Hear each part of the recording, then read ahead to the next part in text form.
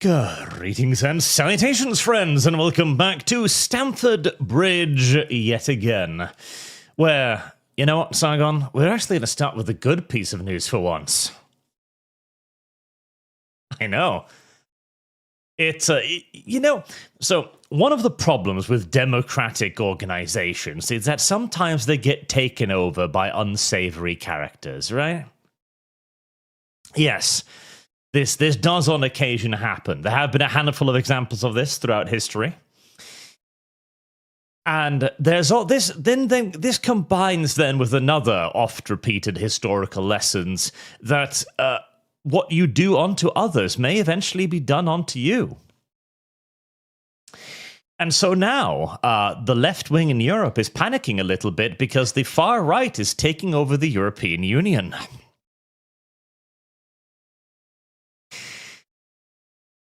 Who could have predicted this? As they recently passed, with a majority, a further strictening of the EU re-immigration protocols. This includes creating special camps in the Third World to which we can deport foreigners who refuse to be deported. Yes. So, yeah, we're creating camps again, which is nice.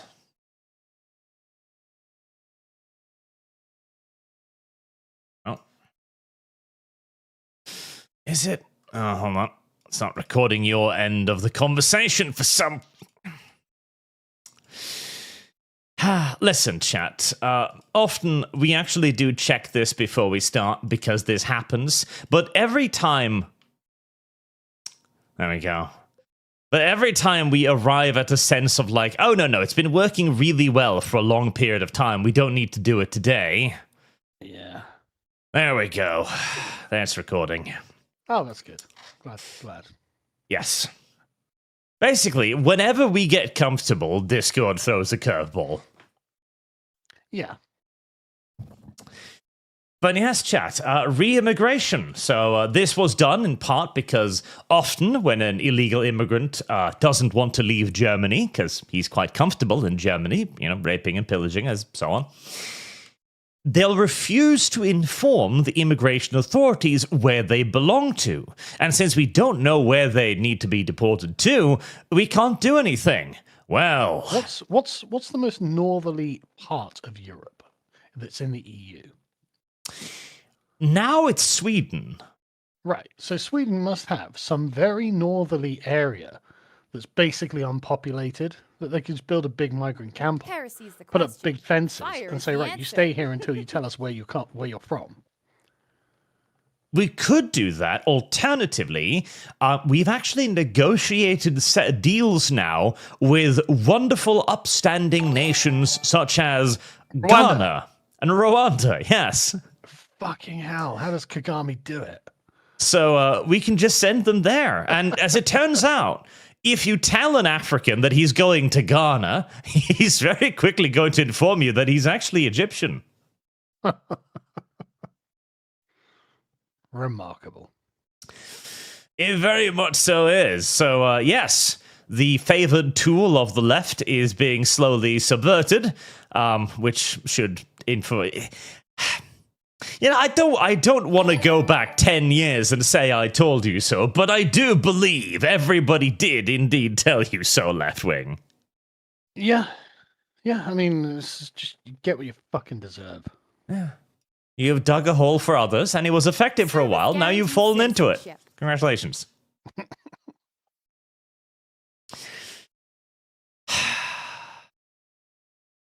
Oh, and they also, by the way, voted down a proposal to introduce a centralized chat.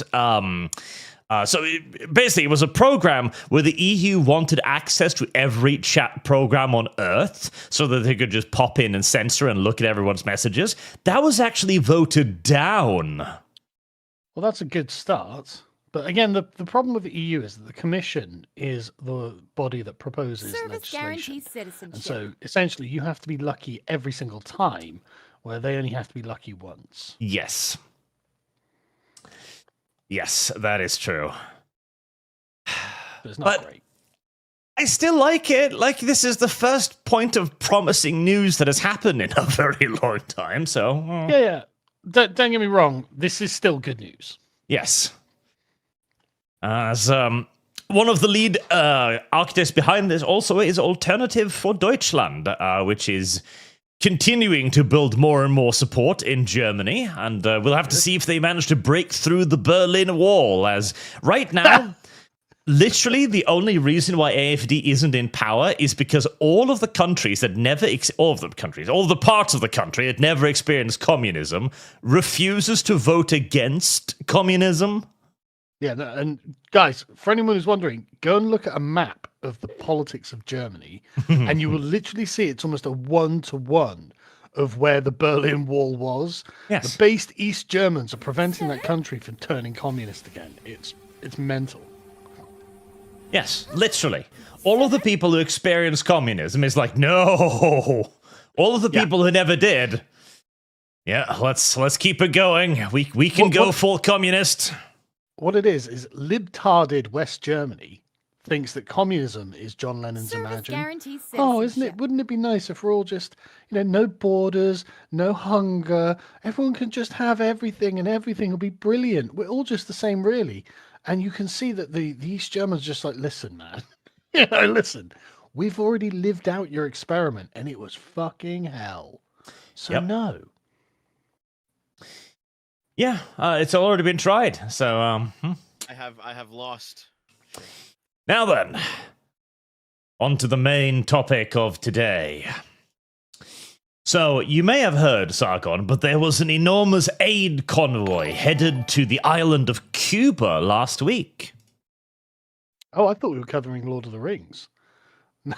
Okay, yeah, fair enough. I mean, I did hear. We can touch upon that. There were some very well-informed Californian streamers who are heading to Cuba to solve all the problems. Yes. In fact, right here is depicted that very aid convoy in all of its incredible glory.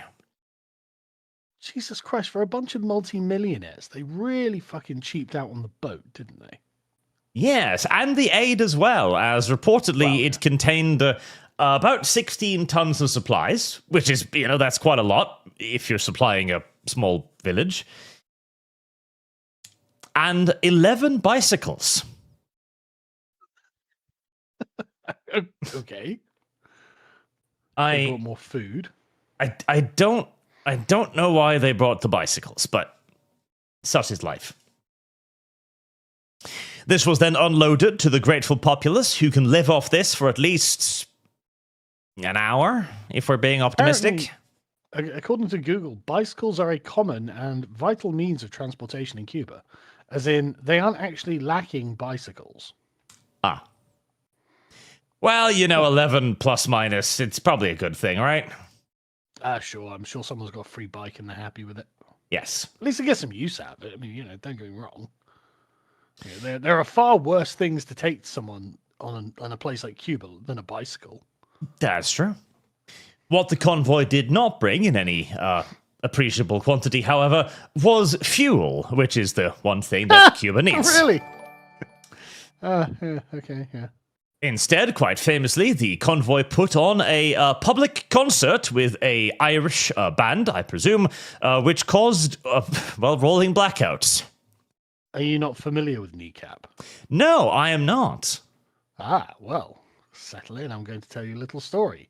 So, Kneecap are a Northern Irish band, which means they have been sponging off the British state. They're a bunch of, just benefit parasites, basically. And I mean this literally because despite the fact that their music is entirely, we hate the British state, we hate England, we hate the United Kingdom, they are funded by the UK Arts Grant. And this, under the Conservatives, if you can believe the Conservatives were going to do something patriotic, they were like, oh, right, well, if you hate us, we're going to stop you from having it then. And they sued the UK government and forced the UK government to give them their gibs so they could continue hating the UK government. I mean, part of me's kind of impressed. I mean... Yeah. Then they encouraged terrorism and got let off for it. I mean, listen, I'm near universally in favor of screwing over the government, so there is that. That's not what this is. That's not what this is. Unfortunately. Okay, so, right. We hate Britain, Are you ready to but wreck this yellow Northern buttery Irish... butt? Correct me if I'm wrong here, but isn't there a Southern Ireland which is Irish? Yes, correct. Northern Ireland is part of Britain. Could they not move? No, who knows? I mean, if they did that, maybe they wouldn't get government gibs. That's true. They wouldn't have as much money. Yeah. They wouldn't get free money from the British government if they were Southern Irish. So the Irish rebels refuse to abandon British soil because the British are paying them too much. Yeah. And they'll literally take them to court if they stop paying them. This is literally a microcosmos of the entire immigrant situation. Yeah. You can understand why they fly their retarded Palestinian flag all day. Because they're like, yeah, we feel a real kinship with the Palestinians. It's like, yeah, no one's had more fucking welfare than the Palestinians. That is true. Just, like one struggle is totally true. It's just one struggle against, decency and moral order. A struggle that is apparently not ending anytime soon. There can't be an end to it. And Brandon comes in with a $100 donation. Thank you very much, Brandon. Watch your alt-right playbook video and the logic on display is insane. Also put this on Americon. Go live your dreams, Sarge. Oh, thank you. Oh, by the way, that was a really good video. Heresy's the question. And the Chaos Fire is the answer. one you did for 40k was really good too. Thank you. Both bangers, actually. Yeah, I'm quite proud of the alt-right one because, we all know the left hates us, but to hear them actually put it into words, you begin to realize, oh, wow. No, this isn't, hyperbolic or anything. They actually do genuinely hate us. Holy shit. And to say as much years ago. Yes. As well. They've been saying this the whole time. Yeah, this wasn't the position they arrived at. This was the starting line. Yeah, exactly. This was their original position. Yep. Which is quite remarkable. But the perhaps most, the leading light of the aid convoy to arrive in Cuba was, of course, everyone's favorite streamer, Hasan Piker. Why does Hasan Piker look like he's transitioning? Well, because he is. He's literally on hormones. So. Oh, yeah. He's getting testosterone replacement, isn't he? Yes. He literally looks like he's transing. Yep.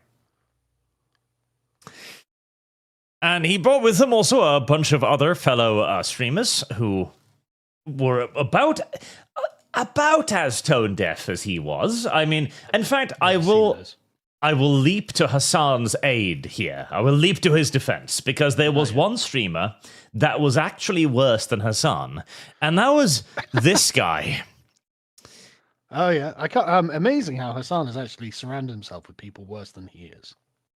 I mean, I don't even know who this is. All I know is his teeth are made from gold. Well, that's common in the black community. It's called a grill arch.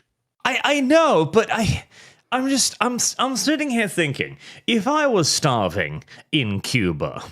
Look at what he's wearing around his fucking neck. I know. How many years' salary is that for the average Cuban? Oh, decades. I think there was one guy here. 10 times the yearly Cuban salary. Versace, $1,000 gold necklace. But just that is so mad. It's like they just turn up the Cubans like, why are these gold-plated fucking freaks turning up on our island? They must have spent a fortune on security. It's the only reason I can envision them not having been, well, at the very least robbed. Yeah. Mental. It is remarkable. But that I wanted to defend us on there because, this is a $2,000 turned up necklace. looking like a tramp. Yeah, whereas Hasan's worst thing was his $1,380 solid gold fucking glasses. God almighty.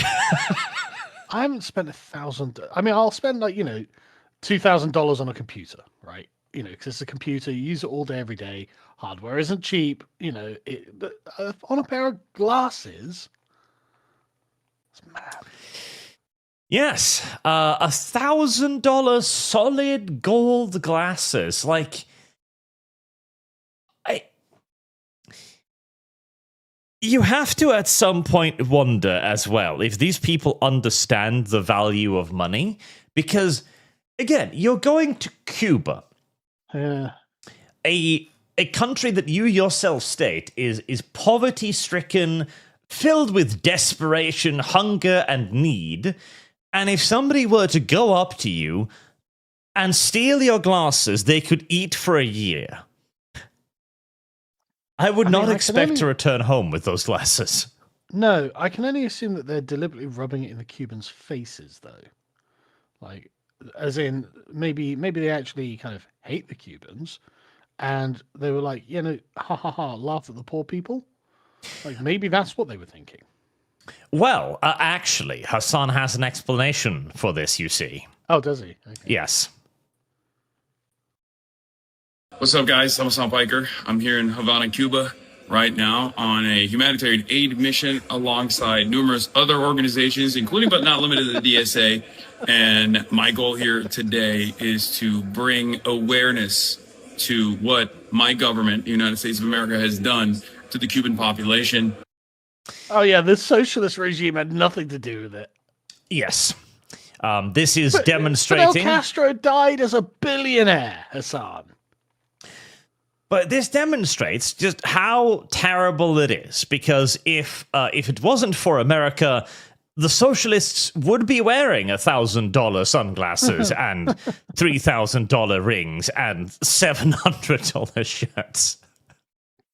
That is mad, because literally when Fidel Castro died, they totted up all of his holdings, and it was literally something like $980 million, while, of course, the population was completely starving and impoverished. It's like, and this makes no impact on him, because as far as Hasan's concerned, as well as every other socialist, right, the only human beings on Earth with agency are white Westerners. And so, of course, if you've got, like, a brown non-Westerner oppressing his people, well, the West is somehow responsible for that. This is unironically their worldview.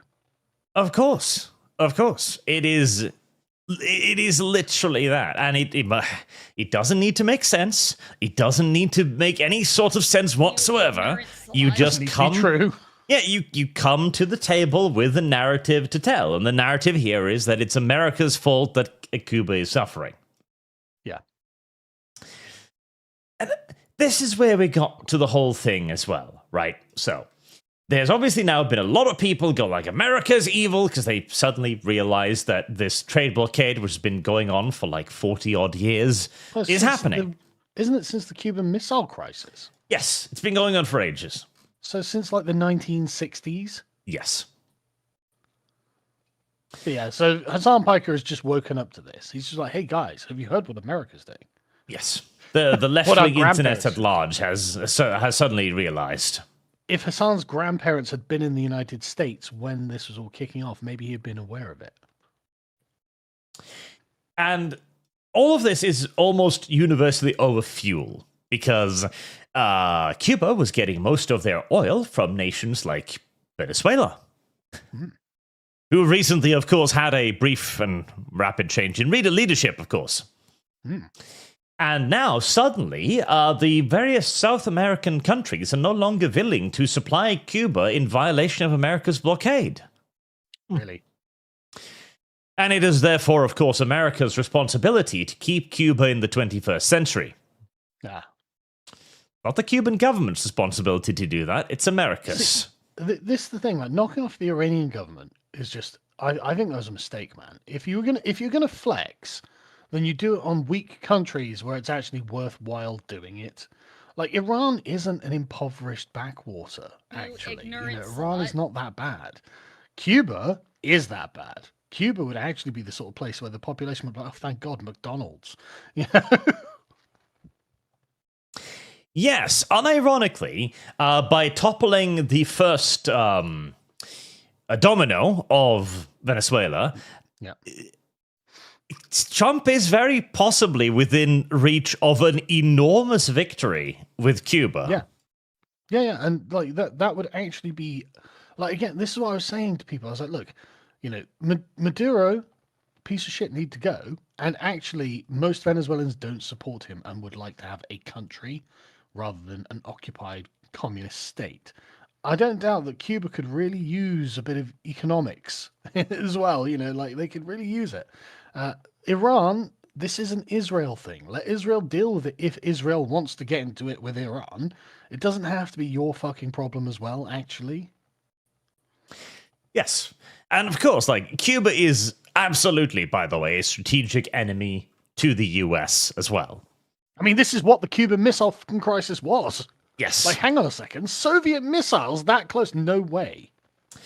Cuba is a very clear and present strategic danger to America. And it's nowhere near the scale of the Cuban Missile Crisis, of course, but Russia too recognizes that Cuba is basically its only, like, source of power in the region, and they've basically been trying to just give them oil to desperately keep them afloat. Yeah.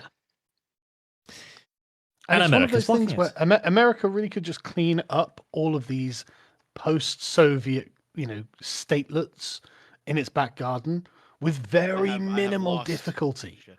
Very, I mean, literally Maduro is a great example of how easy this is going to be for America if it just puts its mind to fixing the problem. And okay, well, great, you could just clean that up, sort that out, and then actually Donald Trump would go down in the history books with a positive next to his name. This Iran boondoggle that you're allowing Israel to drag you into is not it. It just fucking isn't it. Yep, this is the victory right here, and it's well within reach. Not to mention the obvious optic victory of this as well, as it gave us probably the next greatest Hasan meme, which is him explaining why he needs to live at a 5-star hotel while sipping coffee from a tiny cappuccino cup. I love that image. With a little Cuban hat on, a little Yes. green hat, something. Fucking hell, Hasan. Absolutely shameless. Fucking shameless. And the Why best does part his is, chest look concave as well? What is wrong with him? What is going on? Like, do you remember, like, in 2019 or 2021 or whatever it was, where they were like, oh yeah, look at this, the woke bae with the MAGA body. And it's like, okay, but he looks like he's kind of shrinking into himself. What's happening, Hasan? Have you stopped working out, bro? the best part of all of this is, so there are restrictions on where US citizens can live in Cuba. It needs to be a non-state-owned entity. So there's a list of hotels. Hasan Piker, whilst complaining that the government forced him to stay at a 5-star hotel, stayed at a prohibited hotel. So, no, he just went to the 5-star hotel. He just literally went to the classiest hotel he could find. Well, I mean, he can afford it. He can. I mean, the ring off his finger could probably keep him there for a year. Yeah. I mean, just mad. I just can't get over like the way that he lives his life. Oh, and this was just one PR nightmare after the other, as whilst everybody else had rolling blackouts, Hasan's hotel. Are you ready to rut this yellow mare's fluttery buttery butt? I just can't get over it.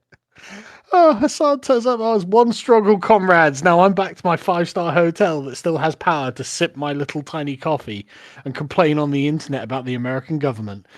I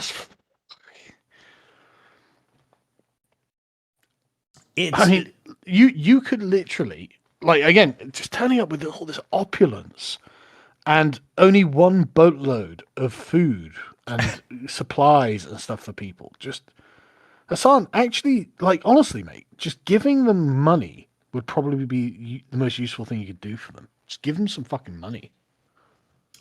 You have enough. Well, so the claim was made by Hasan was that they were going out into the streets to provide direct humanitarian aid by eating at their coffee shops and drinking at their bars. Well, I mean, I'm sure the people who are running these things were happy for the custom. Yeah. And they were claiming that they were giving out money to those in need directly. Now, weirdly, there's no footage of this. Wow, that is weird. That is strange. No kidding. That is a bit weird. What there You'd think is they'd footage be of, fucking however, advertising that. You would think that'd be the front and center. Here is me, Hasan Piker, handing a bundle of money to an impoverished Cuban child. That would be the photo opportunity. it would. How is that missing? That is missing. But what we do have is footage of our great American rescuer going to Cuba to apparently, as we see in this grainy footage here, dangle food in front of children and asking them to dance for it. Are you serious? Uh-huh. Holy. Can we make that full screen just so I can see it better?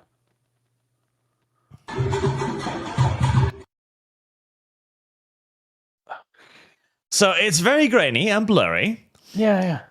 But it sort of looks like him, and he seems to indeed be holding up some sort of thing for a bunch of dancing children. Oh, God. Well, there we go. I mean, what more could you expect from everyone's favorite neighborhood socialist? So, quite literally.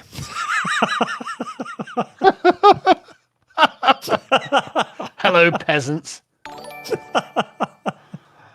Yeah, I mean, I that's exactly what I expect from Hasan, to be honest.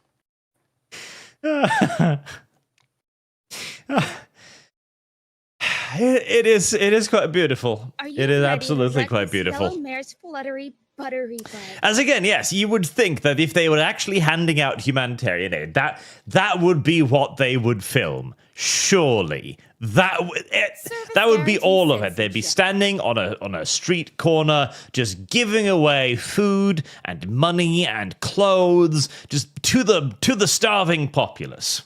If this was me doing this, I would literally have set up like a big truck or whatever with all the stuff on. I'd have a little table, and I would demand they form an orderly queue, and everyone would get their allotted share. It would be that simple. It would just be like, just first come, first serve. You stand in the queue and you get what we give you. You know, perfectly reasonable, perfectly orderly. Everyone would get exactly what you expected in exactly the same way.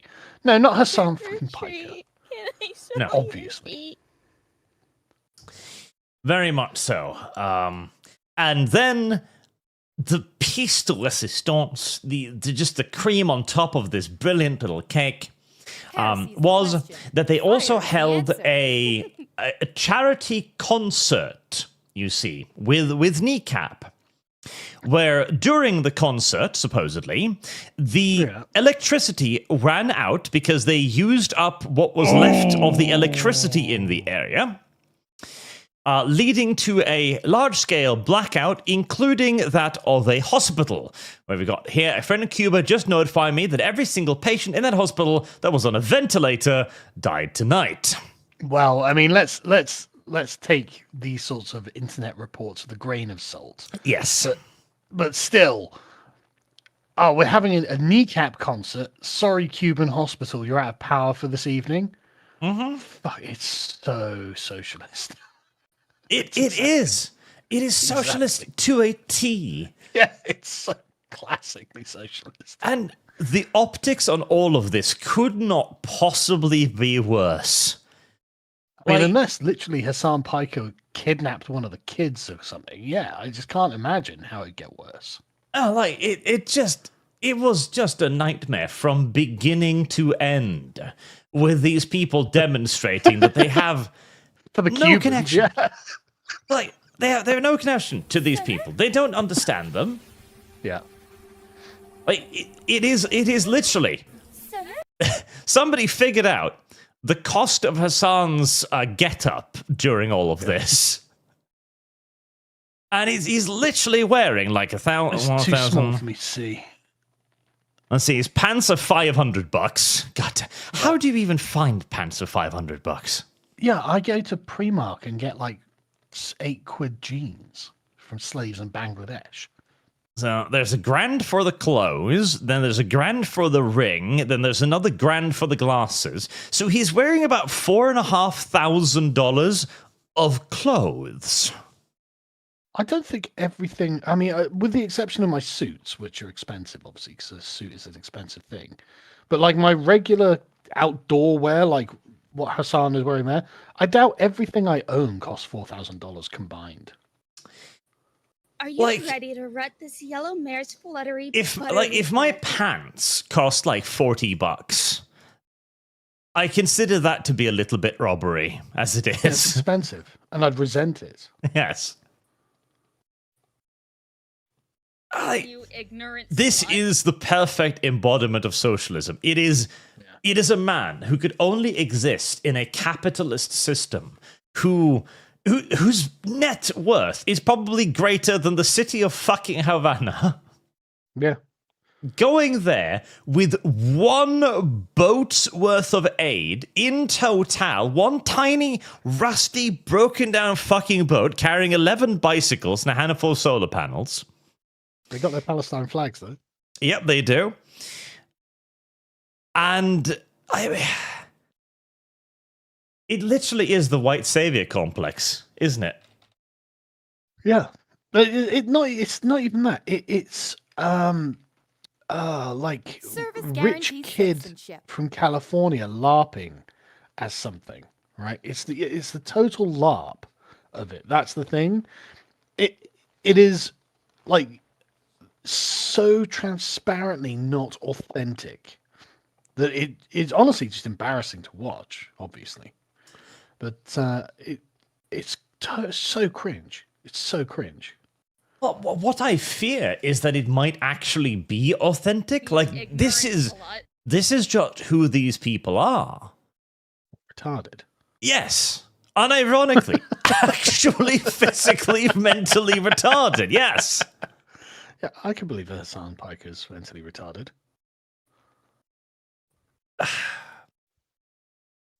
Oh, and another massive donation. Jesus Christ. Dane Newell, bow for $400. My God. Okay, I'm getting those expensive trousers now. Okay. Okay, I accept. I will buy Hasan Piker's trousers. Oh. Presumably secondhand. Listen, Sargon, first we have to pay the India tithe to YouTube. Oh, fucking hell, yeah, good point. Okay. After that, there might be enough for us to share a pair of pants. We'll get the slightly discounted version and then wear them on alternate days. Good afternoon, Arch and Sargon. As an American citizen, I will never forgive these unapologetic communists for trying to undermine, frankly destroy the West. Communist Cuba, of all places, is responsible for so much death and suffering through Latin America and sub-Saharan Africa during the Cold War. Yeah, people don't realize that Cuba invaded, Angola or something, during the Cold War. Like, it's just like, what are you doing? We're spreading the revolution, comrade. It's like, oh no, not another one. Don't you have enough of the revolution at home? No, fuck. Aren't you aware that you're supposed to be welcoming us? Silly proles. Jesus. And honestly, the authors of the Cuban Revolution were just total pieces of shit as well. Just complete pieces of shit.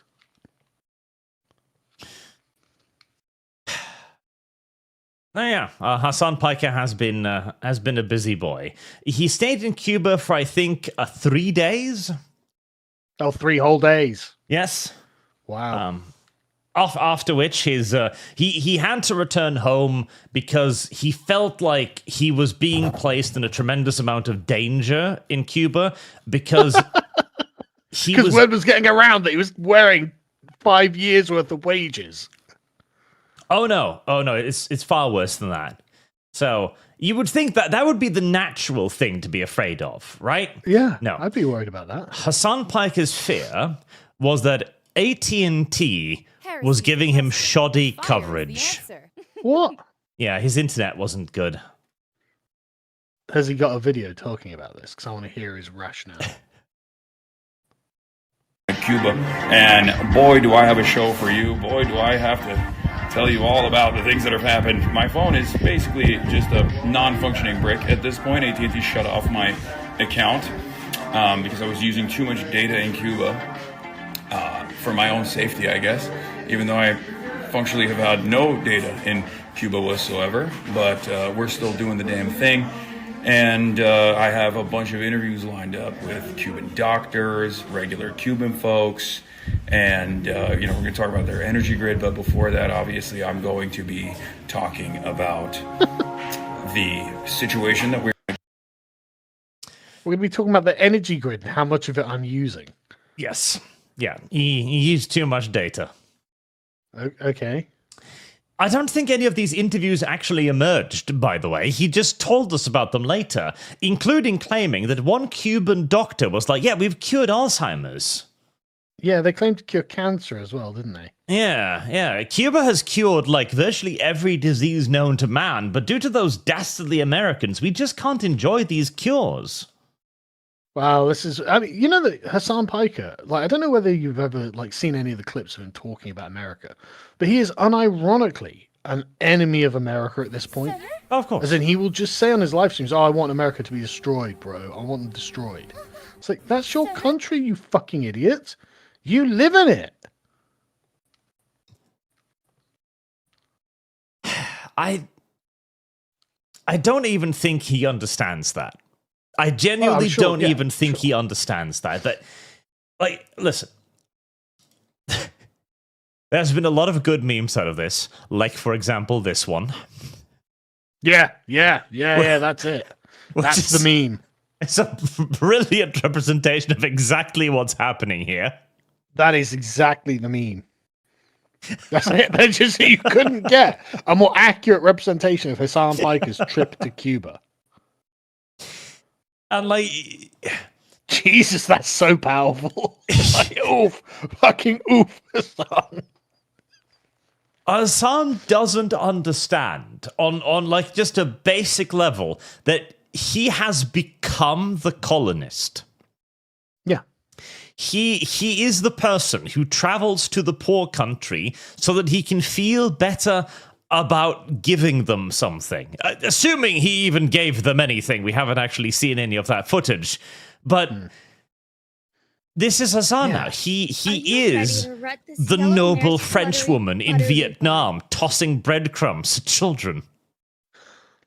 But it's so exploitative as well. Because for Hasan and for all of his little streamer buddies, this is just content. Oh, yes. This is them making money. And they're going to make loads of money because it's, an event. So, more people than usual will tune in and more, money will come into their accounts. And and again, assuming they even did give anything out, which, as far as you say, there's no evidence of, this is just pure exploitation. Yes, it is. There was other people as well. I talk about how maybe you shouldn't use this as your poverty safari, which is exactly what this is. As they rented out little buses so they could drive around Havana and point at the poor people. Jesus, like, that's a little harsh. But this is what they... And the thing is as well, these people would have used far more resources than they brought. Oh, yes. Like the amount they got out of this too. Like, if a normal person would be like, right, I am going to a place I genuinely believe it is in a state of like genuine poverty. It's in danger. The people here need all the help it can conceivably get. I'm going to donate the streaming revenue to this cause, which I supposedly believe in. Yeah. I'm not here to make money. Yes, as far as I'm aware, none of them did that. That would be charity. That would be charity. Is capitalist. Very capitalist. So, I mean, all I can really say about this entire trip is that I refer back to Hasan from 10 years ago, and yeah.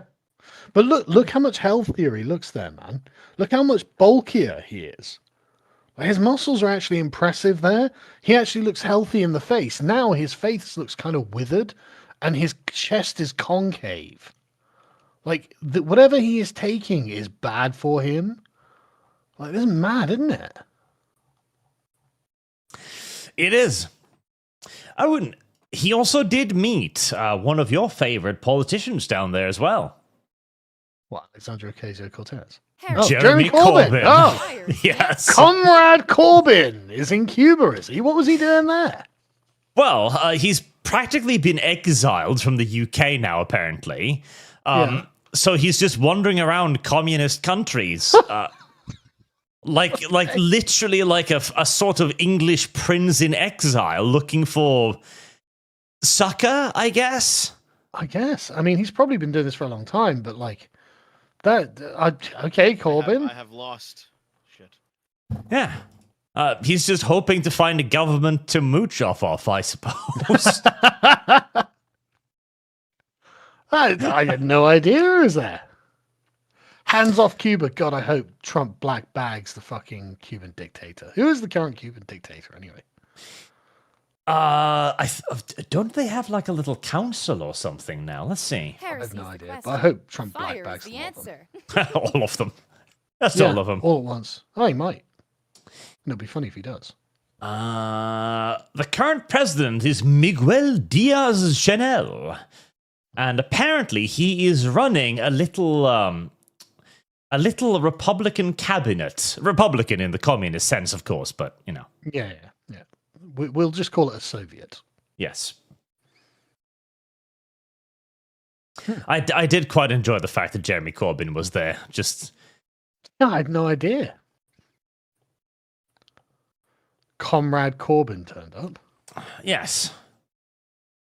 It reminded me of what was the English king that was exiled? Was it the Stuarts? Trick or treat. Can I smell your feet? Which English king that was exiled? Yeah, around like 1700. Well, I mean, in the 17th century, we had the Civil War and we killed Charles I. It might have been that one, because there was there was an English royal house just wandering the vagabond lifestyle across Europe for like 100 years, pretending to be the king again, king of the Scots. Oh yeah, there probably was a Scottish king, but yeah, you must be thinking of the Stuarts. Yes. Charles being killed and his son fled to France. Yes, and eventually he was restored. Yes. Yeah. That's kind of what I feel like Corbyn is now. He's just wandering the globe looking for sympathetic governments to latch onto for a bit. Corbyn has not been exiled. He's just fucking irrelevant. He's meant to be leading a brand new communist party in Britain called Your Party. But the thing is, the internal mechanisms of the party one of the person he co-founded with continually, essentially snaked him at every opportunity. And it made it so that he wasn't even the leader of his own party. And it was just why did Jeremy Corbyn start a party he's not even the leader of? Because, this woman had completely screwed him over. What are you doing? I mean, it's been genuinely an embarrassment for the British left, which is why everyone focuses on the Green Party, because no one wants to talk about how badly run Jeremy Corbyn's new party has become. As is understandable. Oh, yeah. We need to bring back exiles of punishment, incidentally. Yeah, it's quite a cool punishment, to be honest. Yeah, I like it. I like it quite a lot. Because you get incomplete story arcs that can resolve later on in 20 years' time. Yeah.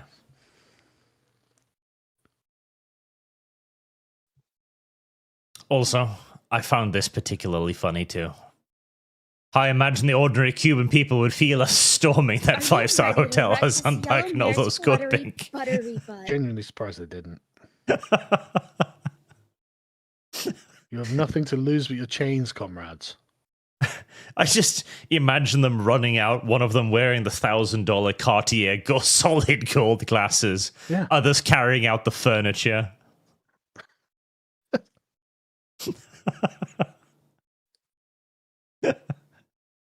I do like it. I do like it quite a bit. It's such a funny stunt because, like you say, you know, I saw this going on social media, and these guys, like, you know, that they did it for clout, right? Of course, they did it because they want to like flex their socialist bona fides to their friends. But I just don't see them having gained any sort of cultural cachet out of this. Everyone instead is just looking at them like, "What the fuck are you doing?" No, they have gained no power whatsoever out of this. It has been just a full-fledged failure on every front, honestly. Except maybe economically, I guess. Yeah, they probably made loads of money. Amazing capitalists. You've got to give it to them. Yes. Like, if Hasan Piker is one thing, he's a fucking brilliant marketer. Like, he's a brilliant capitalist. He knows how to make money. He knows how to get his name out. You know, got to hand it to him. You know, he might be halfway through his transition, but the man knows marketing. This yellow mare's And there was a brilliant little moment as well. So during Cuba's blackouts, and Hasan was sitting there sipping his warm mocha latte in his fully illuminated and heated 5-star hotel, he had a moment where he says he felt gross about the dichotomy between his hotel having electricity and Cubans not having any. Yeah, I felt gross, and then I took another sip of my latte. Yes. Like, I imagine him sitting on his veranda, leaning back on his lounge chair, just sipping the coffee, looking out the blackness beyond, and for a second, his brain kicks in and goes like, am I the bad person? Only to have it viciously and quickly squashed by, no, this is capitalism's fault. Yeah. And therefore, I must be the champion capitalist. Yes. They certainly won that game. They did. And he explained that, of course, the reason why the hotel was on is because they have generators, and, well, there's a thriving black market, you see, in Cuba, and the government has a queue system that apparently hands out oil to 5-star establishments before hospitals. I honestly can believe that, yeah. Yeah, this does sound like every socialist regime ever. But notice that there's just been zero concept of sacrifice in this, right? When you go and do a humanitarian mission, you expect you're giving something up for someone else. But Hasan and his cronies didn't give up anything. They just went on a nice holiday and basically flexed over the poor people of Cuba. Like, they didn't sacrifice anything. Like, normally it's, you know, a person goes to a place, they rough it with the locals, live like the locals do for however long the mission's for, and then come back and say, yeah, things were really rough out there. Hasan Piker lived in no way different to how he lives in fucking California. Oh, and okay. Even better. So, the aid convoy, right, the rickety little boat bringing 14 tons of food, 73 solar panels, and 10 bicycles, had 32 people on board, which could have been used for more food, but fuck that. Sure. So this could actually be a little bit of a rough crossing, right? You're in the open ocean, rickety-ass boat, 32 other people, loaded down, one toilet, you're sleeping cramped, it really fucking sucks, but you want to help the people of Cuba. Yeah. Hasan flew in. It wasn't on a private jet, was it? I don't know if it was a private jet. Fucking hell, if he went on a private jet, man. But he did fly in with a bunch of his other influencer friends. So even the discomfort of the boat ride, he was like, nah, that's not content, brother. I mean, but the thing is, that would have been content, like, you know, for a normal person. Oh, chartered flight, says chat. So that is a private jet. Yes, basically. Yeah. So when you say like that's the renting of an aircraft for private bespoke travel. Yep. I mean, I've never done it before, so I had to Google it. Like, I've never had a chartered flight. So when you How say much does- he'd Hang on, sacrifice nothing, let me find out. How much a chartered flight from, say, from California to Havana? Let's see, how much are we talking here? Yeah, let's have a little search. Oh.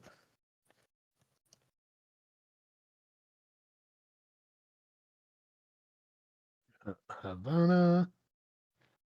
Sir?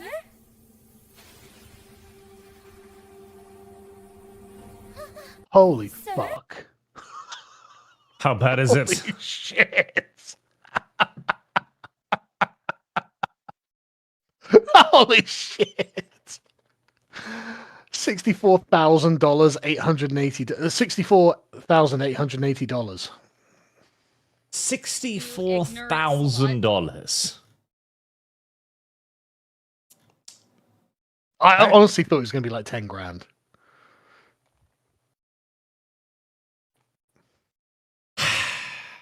He could have taken the boat. Trick or treat. He could. That is mad. He could have taken the boat, but that would I have mean, been a don't little get too me wrong. sucky. How many influences did he have with him? I don't know. I think he brought with him, I know at least 4 that was with him on the plane. It looks like there were probably about 12 of them, right? Probably. Yeah. So he would. I mean, there is a slightly cheaper one that does up to 14. That's $50,000. So he'd probably have to get that Steal. one. Yeah. Oh yeah. Absolute deal. You know what I mean? And don't get me wrong. Gorgeous fucking aircraft. Gorgeous. Like they've got pictures of the inside. And just. In fact, here you go. I'll send you the link just so you can bring it up on the screen. Just because it's just. Okay. I guess if I could. Should get it to it. There you go. Just, I mean, mad. Man, we can do. Oh, you have to get to Cuba, so There's 12 of you. California, Havana. It's only like, $4,500. Are you ready to wreck each. this yellow mare's fluttering Yeah, I mean, you could go the buttery economy class, 33,000. It's not bad. Yeah. It's only well. 33 grand. That's cheap. It's only That's the- cheap. Deposit on a fucking house. Trick or Yeah. treat. What's that? I mean, do they even have a housing market in Cuba? Not a deposit on Hassan's house, mind you, but No. Right, so you can buy property in Cuba. I mean, it is not expensive. that was the other thing too. So he said that he was going to, next time he goes, which he never will, he was going to stay at a private abode, like a hostel or Airbnb, basically. Oh yeah, Yeah. I don't think he will, but is he really? yeah.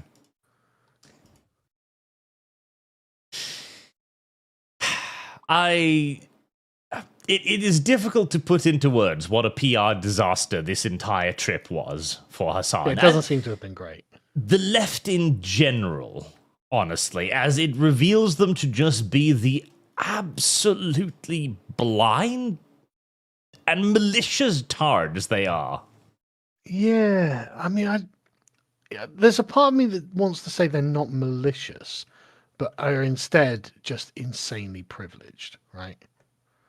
Right. So to the point where they're just blind to their own privilege and they don't understand, like, what they don't understand their own situation in the world relative to other people's, right? And so to them, as far as they can tell, this is them doing a good thing. Yes. There was even another couple of funny clips as well. It's incredible. It's truly one of my favorite places officially. I totally understand why Will was saying that about Cuba. It's remarkable. The people's resilience is remarkable. There's like rolling blackouts that take place throughout the day, every day, all around the country, right? 11 million people. But today is a beautiful day out here. It's like, 75 degrees, sunny. People are partying. People are partying in the fucking streets. I don't know if it's like an island mindset. I don't know if it's like, I don't know if that has something to do with it. I'm sure that has something to do with it, but like, they're just chilling. Like, yeah, just chilling. They kind of like this whole not having electricity thing. Yeah. Actually, living on an island with literally no technology because we've got no energy is great, says the Cubans. It's fantastic, says Hasan Piker, as he looks out the window to look at the day, because he can't feel how hot it is in his air-conditioned hotel room. But yeah, hospitals might not have power, but I have my aircon. Yeah, and the Cubans are having a swell time at 75 degrees Fahrenheit. Yeah, you don't even know how much fun they're having. Yeah, it's incredible. The Cubans do not need rescuing, not from us. They have Hasan Piker. From the evil imperialists. The Cubans have got it just fine, thank you. They know what they're doing. Absolutely.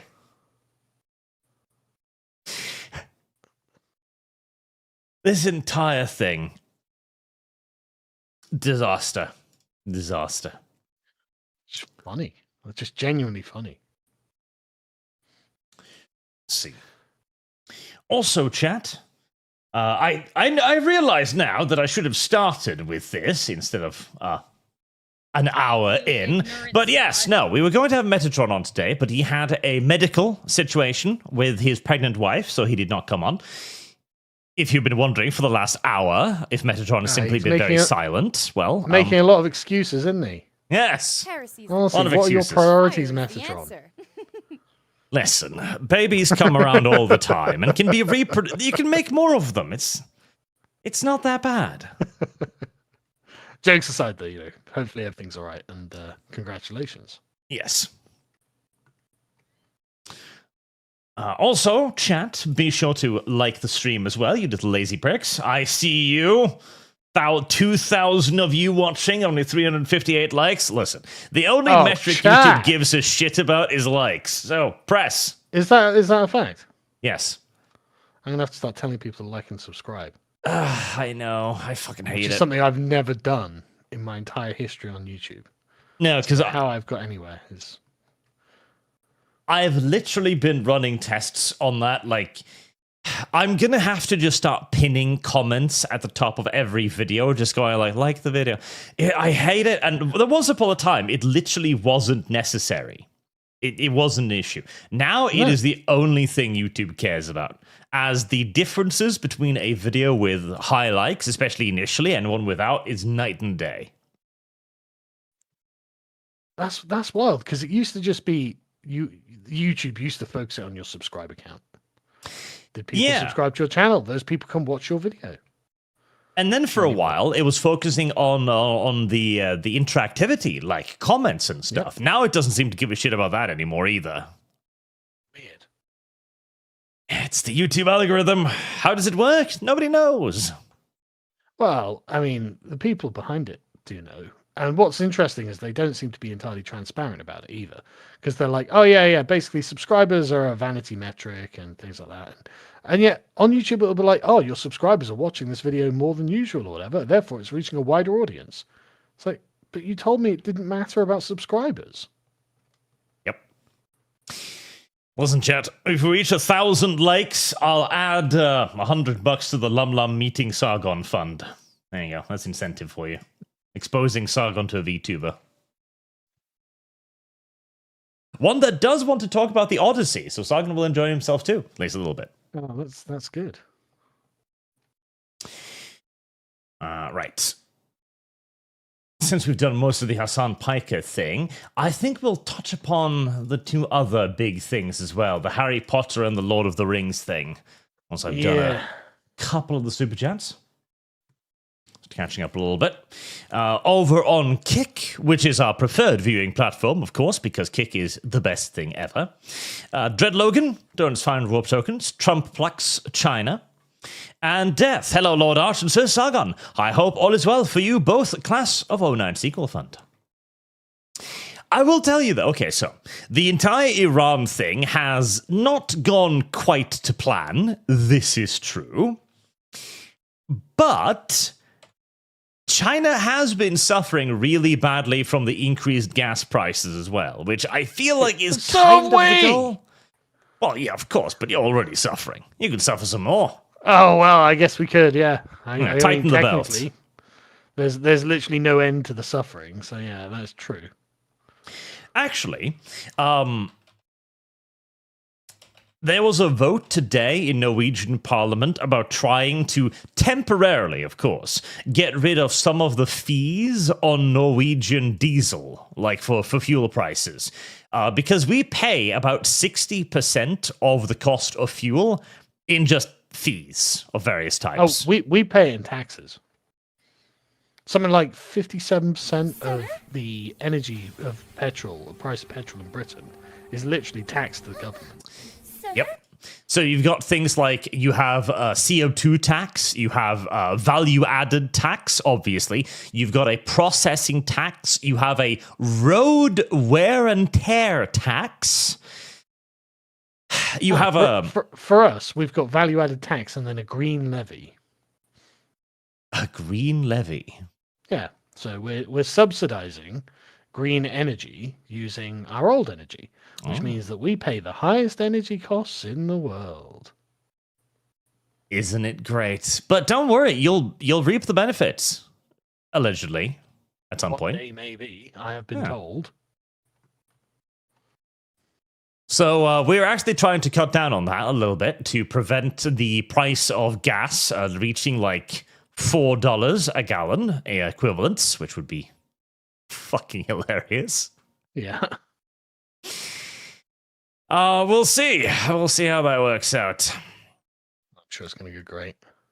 At least Norway has an oil fund, so, you know, we're earning money from these prices too, so... something. Oh, yeah. But that's literally only because our government refuses to use our North Sea oil reserves. Honestly, it's fucking ridiculous. That, and, okay, you have Margaret Thatcher to blame for a good part of this too, by the way. Do we? Yes, because Thatcher put a lot of the money into immediate tax relief and various social programs. So you didn't save anything up. Whereas we basically put all of the money in the bank and just started investing it in funds. No, that's fine. I don't expect the British government to save money. I mean, Jesus, that would be a ridiculous expectation. I would like them to at least drill the oil and make the money that they're going to spend, right? I would at least... That would be fun. I can completely accept you're not going to save any fucking money. At least produce the money in the first place. But we're not producing any North Sea oil, or at least a really minimal amount. And it's like, look, we should be... I mean, literally, it's because we have Ed Miliband in charge. He, as far as anyone can tell, I follow all of the sort of Westminster Bubble podcasts. As far as anyone can tell, Ed Miliband is just a climate zealot. And he's completely in charge of our energy policy. So we get net zero nonsense and everyone else gets, well, oil prices like you. It's just, I'm so done with it, man. I'm so fucking tired of it.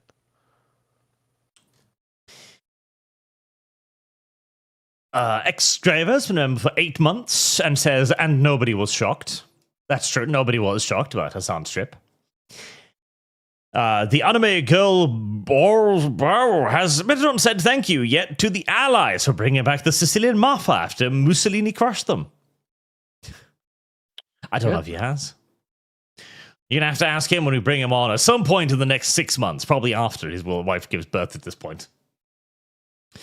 The DC Titan, are we going to talk about Hasan partaking in his people's pastime of Baka Bazi? You know what? I want to give even Hasan the credit of not having partaken in Baka Bazi. The more he transitions, the more likely it becomes.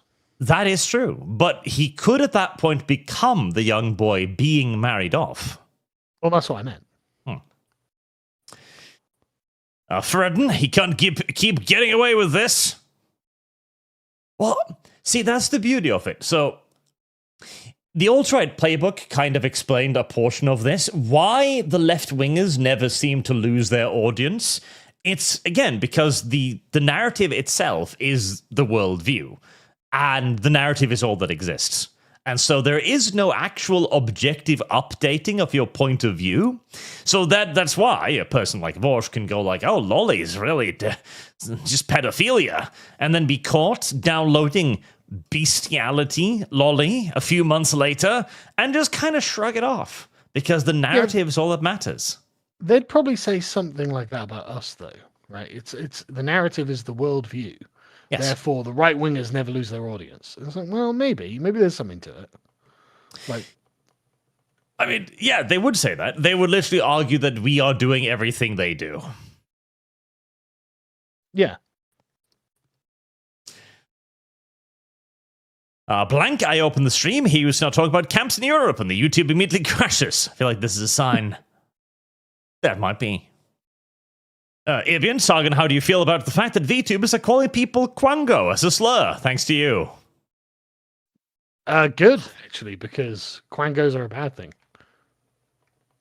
Definitely not a Frenchman. We Americans need to show Urals how to make a reservations again. It worked with the Indians. It'll work again. Reservoir dogs.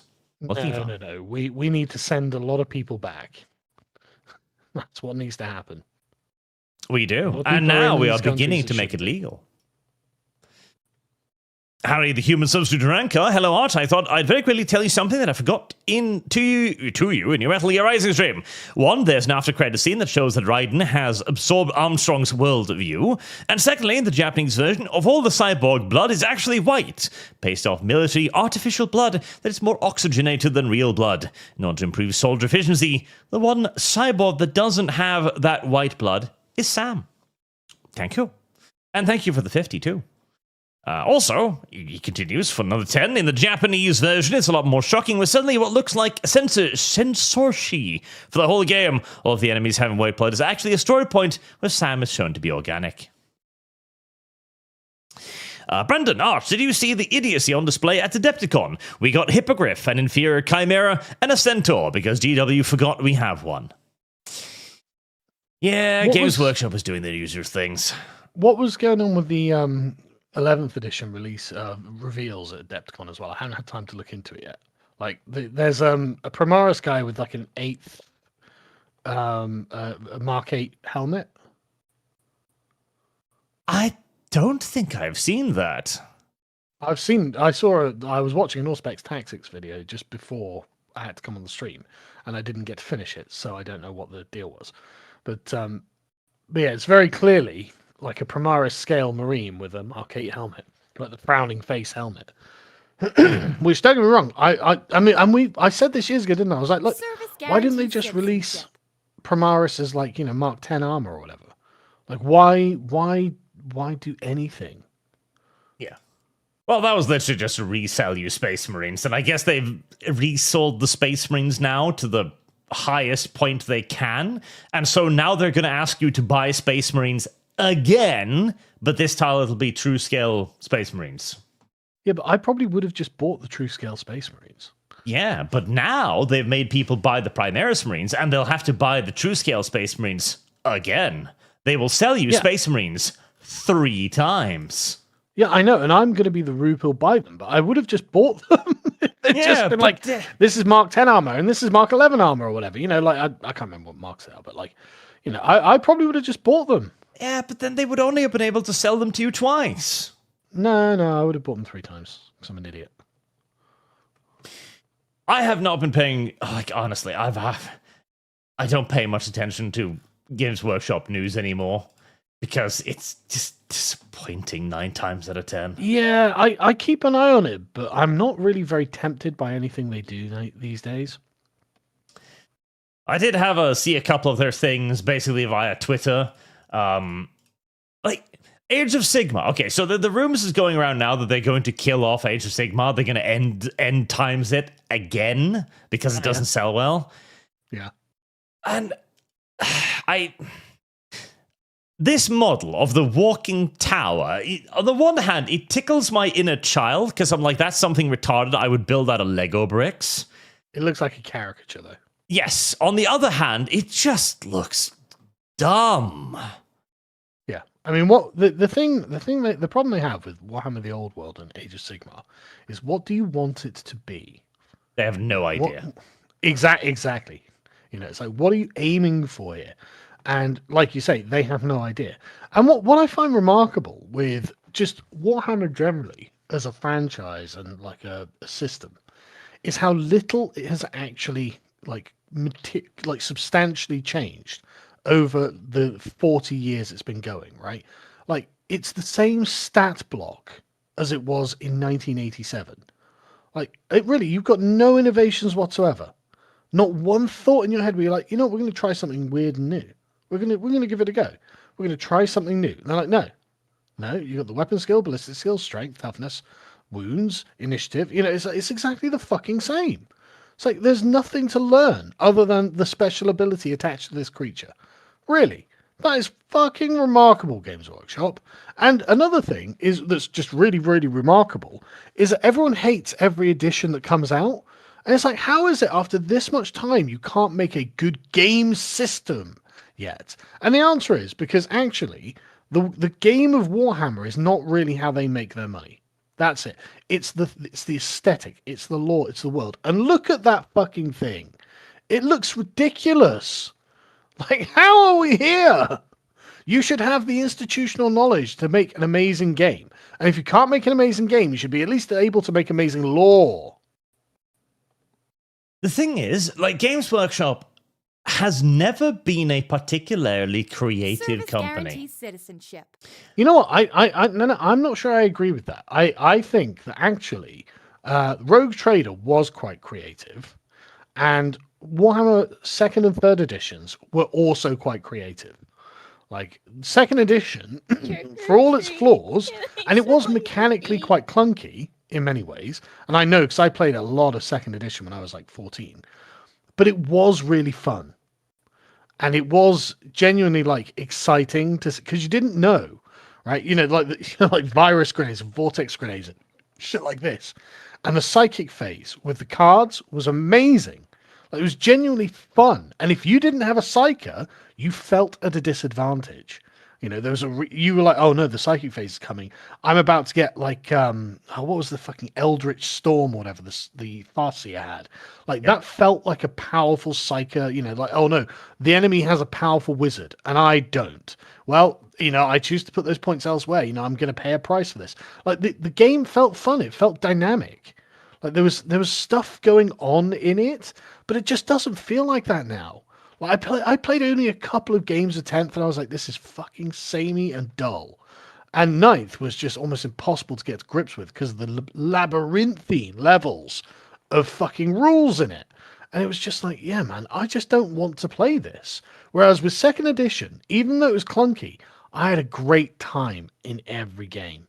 And there are games I can remember from 2nd edition, even to this day. There was this one time where I was playing Tyranids, and I had a squad of Gene Stealers, and my enemy had a squad of Space Marines standing behind a wall, and I thought, okay, well, this is going to be a piece of cake. And my Gene Stealers charged, and I just rolled handfuls of ones over and over and over. And my Gene Stealers didn't kill any of his Space Marines, and he killed like 3 of my Gene Stealers in close combat, and we were both just sat there like, wow. that is a remarkable thing. And I remember that I must have been 14 when that happened. Don't have any memories like that from 9th. How could you? Yeah. And like, here's the thing.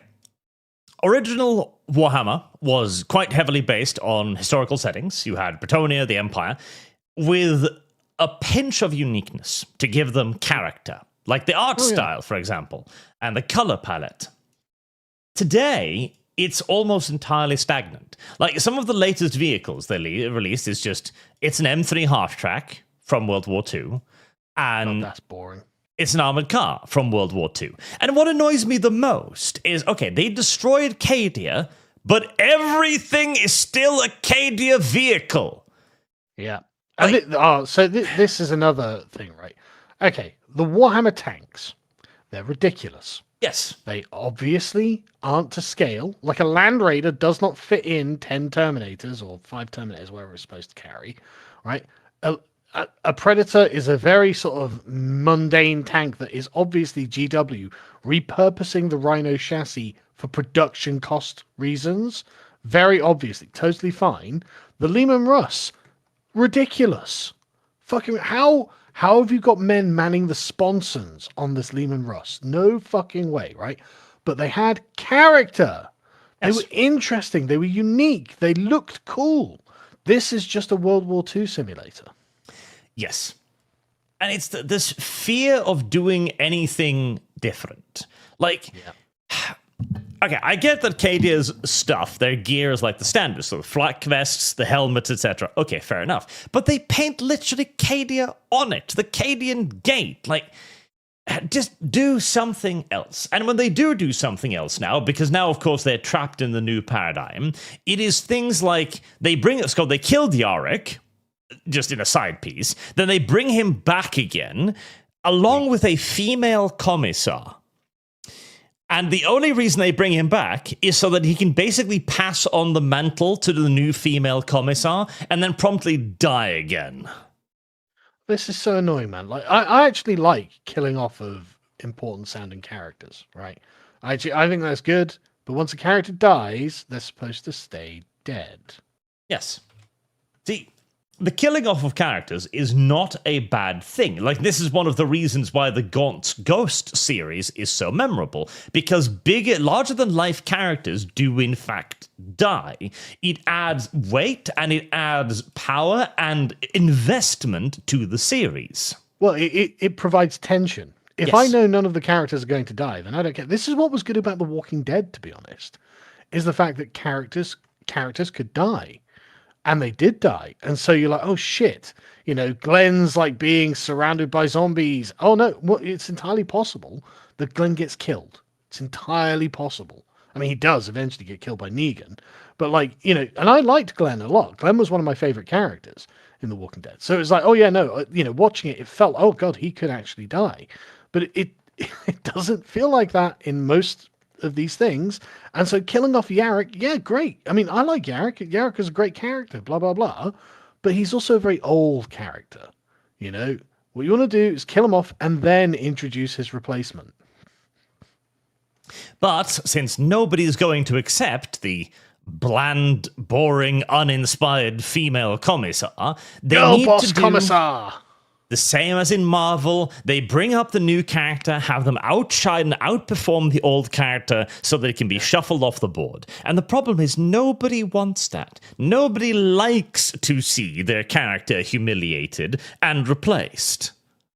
I don't know. I'm up for a bit of commissar girl boss.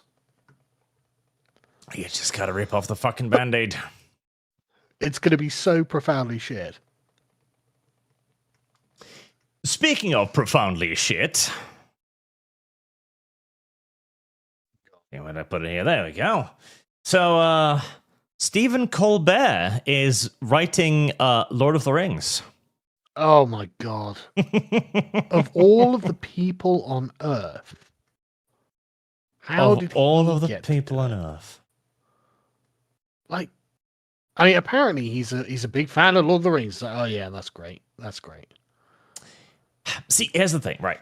So, Stephen Colbert, he's allegedly a huge fan, okay. He's allegedly a Catholic, although not quite the same type as Tolkien, okay. Not the kind of Catholic who'd be against abortion. Yes. Or See, anything else Catholic. As it all comes down to, when the chips are down, will Colbert choose to tell a Lord of the Rings story at the detriment of his own political worldview?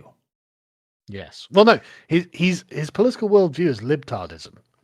So him being a Catholic is very definitely secondary to that. Yes. So there's the problem. At the end of the day, when the chips are down, he is going to choose his own politics over the Lord of the Rings. Yeah, 100%. And there's that famous quote of, what's his face, the director, being like, we didn't bring any of ourselves to this. We just made the film we thought Tolkien would want to see. It's like, yeah, and look how good it was. Yes. Legendary. And I have absolutely no faith whatsoever that Colbert will do that. None. No, of course not. It's going to be entirely agenda driven. It's going to be making sure there are more girl bosses, more diversity. It's going to be total and utter shit. And we already know that, as apparently already it's been revealed that the main character is Samwise Gamgee's daughter. Again, like, so just to be clear, chat, right? You shouldn't have any feelings about this, right? You should just be like, yep, no, Lord of the Rings ended with Peter Jackson's trilogy, right? That's where Lord of the Rings ended. Even The Hobbit was shit. I tried watching that cut of The Hobbit that the internet had made, where it's just like, no, we're just going to cut it down to the books. But the thing is, even then, it was still shit, man. The dwarves were annoying. The thing just didn't have the magic that the Lord of the Rings have, right? So even The Hobbit was just kind of shit, even though it wasn't like you could tell they were trying. Like Martin Freeman is a good Bilbo, blah blah blah, but it was still shit. So it's fine. Just Lord of the Rings. Just go and watch that, right? The Rings of Power, the Rangs of Power, total shit made by subversives to try and destroy things you love. But the thing is, I know what this is. This is a skin suit for a vehicle of evil politics. I'm not bothered by that. Let them have it. It doesn't matter because I'm not going to fucking watch it. I'm not going to let it affect me, and you shouldn't either. Yeah, like Lord of the Rings is over. This is not going to be Lord of the Rings. This is going to be political. Yeah. Libtard political propaganda. Example 5272. Yes. And it will severely undermine the Lord of the Rings, which is now just going to be Rings of Power and this shit. Yeah, and the thing is, well, that's fine. If they want to be in money-burning mode still, good. Burn up more money. Burn up all the money you have. I don't care. It's your fucking money, retards. Yep. It's... As I almost swear that they are just doing this to try and destroy as much of the money in their company before they get bought out by Paramount at this point. Yeah, I mean, didn't we look up the amount of debt they have, and it's just like $80 billion or something. Yeah, catastrophic. Like, and it's just like, okay, well, you know, you're a movie company, you're not a government.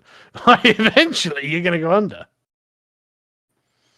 And this is all like just standard operating procedure. None of this is new or unusual. This is just how the world works now, as we also saw in the new Harry Potter thing as well. So somebody made a... I'm going to mute that, otherwise I will get a copyright claim. Yeah. But somebody made just a fan-made edit where they color graded it differently, because the original trailer, it's just really gray. Dark. Yeah, it's the fucking Game of Thrones filter again. Yeah. And already the fan-made version Harry Potter looks significantly better, but you can still clearly see that they're struggling with the fact that it was shot in retard mode to begin with. Yeah. Like, the entire trailer feels like it doesn't make any sales pitch for itself, in my opinion. It is simply just, hey, do you remember old Harry Potter?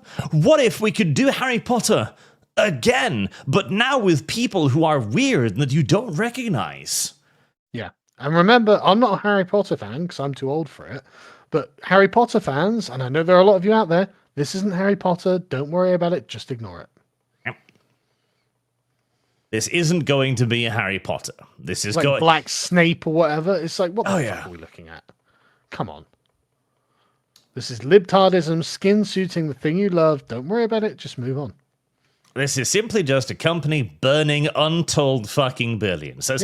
Yeah. The worst part, too, is they announced that they weren't going to release yearly series. Yeah. Which, listen, the only hope this show had was to basically keep up momentum. And now you're going to ask us to wait for more than a year for what is already guaranteed to be a subpar project. Just, if you're curious about this, I'm sure that Critical Drinker, Nerdrotic, Mauler, I'm sure they'll do really, really excellent breakdowns of exactly why these things are shit. I watch those, right? When I'm like, you know, just chilling on like a Saturday evening or something, I'll watch those rather than the things themselves. Because why would I want to watch the things themselves? I don't need to give them a click. Like, I don't want to give them anything. Yeah. As all of this is just going to be used to tear down the things. Harry Potter is going to be transformed now. You can have Black Snape. You have like. I don't want to be harsh on the kids because obviously they have nothing to do with and Harry Potter looks okay. Ron actually looks very good. I actually prefer this Ron. And Hermione the diversity hire. It's not the kids, but it's the people who are making it, right? What they're doing is trying to dethrone the white man as the protagonist of his own country. Are you ready That's to what wreck all of this is about. Mare's fluttery buttery butt? And that's why they race swap. That's why they pervert the things you like when you were young. It's all about psychically hurting you. And that can only happen if you give a shit about it. But if you approach it already knowing, oh, this is an attack on me, you're invulnerable. It's also thoroughly uninspired. One of the things I found, for example, so the new brooms, so the broomsticks in Harry Potter was obviously designed to be like the witch's broomstick, the classical broomstick with like the tussly rear end, right? Classic the witch stick. Yeah. And now they're just sweeping brooms, like wide sweeping brooms. It must be a witch's broom from the Middle Ages, for fuck's sake. Yeah, and instead it's a sweeping broom. It's a modern day sweeping broom. That's really shit. Like, but again, this isn't Harry Potter. It's literally like a fucking evil demon is wearing the corpse of your wife and is like, honey, did you have a nice day? Don't be horrified. Be like, right, be gone, foul demon. Out of my sight. I expel you. Blah blah blah. This isn't anything to do with Harry Potter. They are literally going to have Harry Potter flying around on a dustbin broom. And because it's all about destroying the magic. That's why they're shooting it in this cold, boring, desolate style. That's why they're going to take away his broom. That's why I really don't like the new Hagrid either. It's just going to be about destroying the magic. That's all. They want to beat the magic out of you. They don't want you to have it. Yeah. And that's literally what they're thinking. Yes. Yeah, that is the goal. That is what they're thinking about in their writing rooms. I guarantee you, they're sitting around the table discussing how they can make Harry Potter more realistic. And they use the words inclusive, of diverse, course, for modern audiences. Yes, welcoming to a modern audience. Yeah, the modern audience is such a soulless fucking thing. What a bunch of horrible people the modern audience is. And that's how we're going to get this. And that's what's going to happen to Lord of the Rings. It's what's going to happen to just everything. Yep. Feel yourselves. Yep.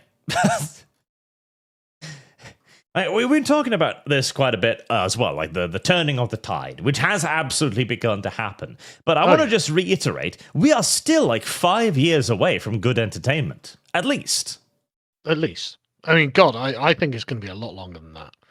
Yeah. And the thing is, as well, I do think one thing that's most frustrating about the right when it comes to the culture wars is how little money they spend on culture. The right doesn't spend anything. Like George Soros has pumped billions into the left-wing project. Peter Thiel and all that. They don't spend anything. It's pennies. It's fucking pennies that they spend. I said, for fuck's sake, guys. There are loads of artists who need funding. There are loads of people who could do with, jobs. And yet, here we are with nothing. Doing it all on a shoestring budget. And so when we win, we owe nothing to the billionaires who didn't fund us. Yep. And because right now as well, they've just, Paramount, because they get $80 billion in debt, then you start earning money, they've just now started hiring the people that might be able to make something good. Oh, really? Like, the good projects aren't even in development yet. They are less than a moment of inspiration in some guy's mind right now. Yeah. Didn't Bob Iger resign from Disney recently? He did, yeah. Because he was brought back to save it after it went spurgy and woke. Yep. So I guess that didn't work. Well, so the Bob Iger departure comes at an end of Disney being they've been trying to pivot. They've been trying to pivot really hard. Yeah. They've been trying to get rid of more and more of the woke entertainment stuff. And they have been actively trying to be antagonistic and hostile towards their woke creators, which they need to be. Yeah. So they've begun the purging process, and they're even further behind than Paramount, because they've just started purging. They haven't even begun hiring the people yet that might be able to make something new. Yeah. Didn't Netflix fire loads of people and hire AI developers? Yep. Good luck with that. Netflix is in some cases the furthest along, because at least they've been... At least they've fired the wokeoids. Yeah, at least they've gotten rid of the worst activists. They just haven't found anybody to really replace them yet. Wow, computers. Yeah. Unironically, that's the problem, though. If you tell AI, make a good TV show, it's probably just going to make one. Yeah, make it based on a 1980s TV show. Yes. Updated for the modern day. It might be all right. Yeah. Not even joking. I put more faith in that than the actual people doing it. Absolutely.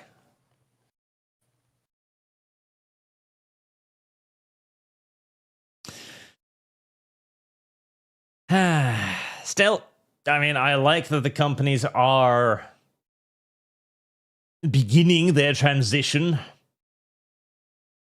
over to sensibility. Yeah, it's inevitable. It was inevitable that they would just end up with such phenomenal debt. They'd have to do something about it. Now, the question is, and this is going to be the big one, how many failed projects will be greenlit and signed into contract before they manage to get the purges out of the way? Because this is one thing that many Americans don't understand. Listen, if you, in Europe, hire someone, you can't fire them. Yeah, it's very difficult. Yes. And so this is the reason why the Rings of Power is going forward. The Rings of Power has a contract for the full 5 seasons because Amazon thought to themselves, well, it's Lord of the Rings. It's printing money. Yeah, there's no way we can fuck this up. There's actually no way this could be a losing franchise. God, that's amazing, isn't it? And so they signed up. Power looks expensive too. Looks like they spent a lot of money on this. Sign up for all the 5 seasons. That money is basically already spent. And the only way Amazon can get out of it is basically by making the developers quit. And they're trying. Every report says that they're basically harassing the shit out of the writers, double-checking their bills, making sure they have to do all of their, tax deductibles, really raking them over the coals for every last mistake. They're trying to do as best as they can to just make them uncomfortable and want to quit. But the thing is, these fuckers have got an incredibly well-paying job for 10 years still. Yeah, I wouldn't be quitting. Exactly. They've already got Amazon's money. All they need to do now is hold on. Yeah. That was the same with Starfleet Academy, which was pre-signed for 2 seasons. It's going to be the same with the goddamn Colbert thing. I guarantee you. Just a quick thing on the Starfleet Academy. That looked great. The sets and the special effects and whatnot. It looks amazing. Show was such phenomenal shit. I watched the first episode or 2, and if it had a good writer, if only it had a good writer, it would have been amazing. But it didn't. No, it really didn't. So the Stephen Colbert thing too is going to have, I guarantee you, there's going to be signed on for 3 seasons or whatever, or 5 movies. I don't know. I reckon that Amazon are probably we'll try 1, and we'll see how it goes. I don't know. I think they're going to have the ability to burn another enormous amount of money. even Amazon doesn't have infinite money. Heresy's the question. Well, this isn't Fire is the Amazon. This is the movie licenses. So this is Warner Brothers. Oh, is it? Oh, Yeah. I thought it was Amazon. Right, okay. But Warner they don't Brothers have infinite owns money. the movie licenses still. At some point, financial reality has to kick back in. At some point. Well, I mean, it did for Warner Brothers. That's the thing. Warner Brothers had to sell themselves off because they had been mismanaging everything for as long as they had. But if Paramount is allowed to buy them, then that kind of just wipes out all of the financial mistakes they've made and gives them another lease at life, it really annoys me, honestly. Like, if a company fucks up that bad, we should literally just put them on the chopping block and sell them off individually, piece by piece, to anyone who wants it. Is that how it works? I don't know how it works. No, sadly. I mean, the way you described, obviously. Okay. Yep. Instead, since Paramount makes the winning bid, they just get everything. So they get, 3 news channels? They get all of but Discovery. don't they inherit the debt? They must inherit the debt. They do. So in total, the new company will be something like $70 billion in debt. Yeah. And the worst part is, they can actually pay that off. There's so much that they will gain access to there. So many things they could make. But will they? I mean... Well, again, this whole system can't go on forever burning money. It can't go on forever making bullshit. I mean, look at this fucking Tom Bombadil thing. How bad does that look? It sounds terrible. And it's going to be terrible. Look at the picture on the screen right now, right? Oh yeah, the Rings of Power Tom Bombadil. Yeah, that looks like a cosplay. Yes. A bad poor cosplay. one. In like a theatre production or something. I can't get over it. They can't keep burning money forever. See, the issue too here is, right, if Paramount is even mildly intelligent, and they are now hiring on the people that have already proven track records, all they need to do to wipe out this $70 billion debt is basically just starting to remaster all of DC's hits. Don't even try making anything new. You don't have the people. Just release a updated version of Batman Beyond. That's all you really need to do. Yeah. It's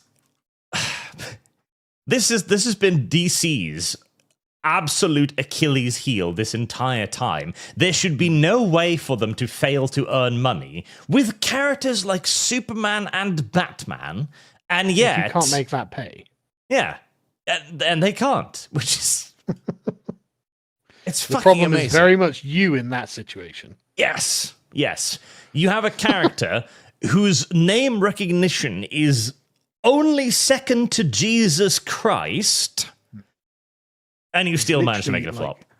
His entire story is literally like America the superhero. Yes. If you can't make that sell... It's an absurd situation. Yeah. We shall see.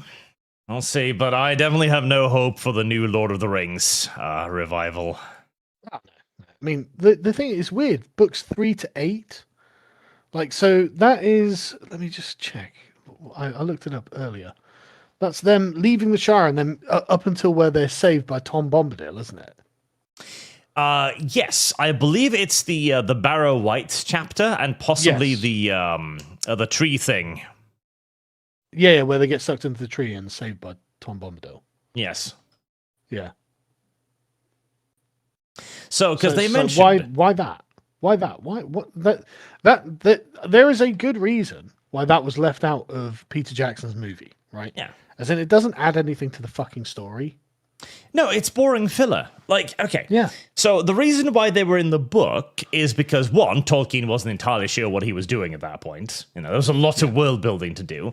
And he was then making a story for young children. It wasn't meant to be the epic adventure just yet. And so you needed some spooks and scares in there to keep people interested. Yeah. Now, we have the entire story now. We don't need the early spooks and scares, the early filler. See, because that was what everybody was complaining about The Hobbit, was that it was too much fucking filler. That's all it was. And now we're going to make a movie about filler. Yeah. I mean, if you wanted to be genuinely edgy, you would do a movie about the Scouring of the Shire. Ooh, yes. Now, the problem there is they killed Saruman in the movies. That is true. That is true. But you can always just have it somehow Saruman returned. Oh, I mean, yes. Apparently nobody cares about, coherence in their writing. So you could just be like, somehow Saruman returned. And he's in the fucking Shire. Yeah, but the problem with that is you basically have to do the anti-immigrant, anti-foreigner narrative. Yes, you would. And I was thinking about this on the way home today, right? So how would you do it? Because obviously the Scouring of the Shire it's not very long. It's not a very long end, like chapter to Lord of the Rings. And basically they get back and a kind of managerial sort of Soviet state has been set up in the Shire with the I can't remember the name of him, but one of them that they recognize on guard and stuff like that, and all the hobbits are living under this oppressive surveillance state while it's being occupied by the orcs and Saruman, and the hobbits being like grizzled veteran warriors now just beat the shit out of everyone. It's great. And liberate the Shire. And so you'd begin it on the journey home, right? It's a long, hard walk back, and you'd have them encounter like a couple of random packs of orcs. I mean, you'd be making this up, but what would fit in with the Lord of the Rings? Well, there are going to be thousands and thousands and thousands of orcs roaming the countryside. So you're going to have them encounter some orcs, slay some orcs, a bit of drama on the way back. And then they eventually get back to the Shire, and it's like, guys, we won. It's over. And then they look at the Shire, and it's a Soviet totalitarian state filled with foreigners. And everyone's being oppressed. You're like, right, okay, no, the job isn't done. After you think you've won, you then have to liberate the Shire. And that would be timely political messaging. And a really great representation of the problem facing the West right now. And if the movie industry wasn't controlled by the people doing this to us, and these people were actually against power, this is what they would do. Like that'd be a hell of a story as well. Yes. People would love it because it would actually reflect something real going on at the moment. But of course, they can't do that, so they won't. Because there's a lot of problems with the Scouring of the Shire. One is obviously it is taken over by a foreign force, Sharky and his ruffians. It is also that it is exploitative. So one of the big things is that Sharky is forcing the hobbits to export their pipe tobacco in way too large quantities, leaving nothing for the Shire. Which also is a heavy echo of what happens in the real world, where we take all of our resources and ship them off to different places and so on. Mm-hmm. There would be far too many similarities with the Scouring of the Shire and today, and if they were to do it any justice, it would be probably one of the best pieces of far-right propaganda ever produced. Yeah, it would. And the thing is, I think they know that. Yes, they do. I think they're well aware of this. Because essentially, the moral imperative in the Scouring of the Shire is dismantle the unjust exploitative state and expel the foreigners. Yes. And man, that is a moral imperative that would really echo in today's West. Specifically, too, it's about the restoration of the Shire. Yeah. It literally is. I mean, this is basically what Rupert Lowe is promising. Yes. The Scouring of the Shire. And so instead, what we're going to get, again, it's going to be some time travel nonsense. What's going to happen is Sam's daughter is going to go out. Tom Bombadil's going to be, oh, you're a very special one because you're female. She's going to take him on some adventures. They're going to go back in time, and she's going to save the hobbits from some peril. And it's going to turn out it was all her credit in the end, and so on and so on. Yeah. Yeah, Sam wouldn't have been able to carry Frodo up the mountain if it wasn't for the time-traveling daughter or some bullshit like that. Some bullshit like that, yes. And the thing is, Tom Bombadil, I just want to be clear, I always hated Tom Bombadil. Like, the most trivial, irrelevant character, and obviously written for children, right? It's obviously written for him to regale his children with a big, funny voice as he's reading them a story at bedtime. Right? That's what Tom Bombadil is. So, I will give a slight defense of Tom Bombadil, in that he is kind of intended to represent the larger cosmosity of the universe. As Tolkien actually did have plans to continue expanding upon the Lord of the Rings universe, but then, death. As in reality, the Lord of the Rings universe is far larger, and there's all kinds of cosmic forces hinted at throughout its writings, and Tom Bombadil is one of those cosmic forces. He's basically a fucking Cthulhu-esque eldritch god. Yeah. And again, that's why you can't make a story around him.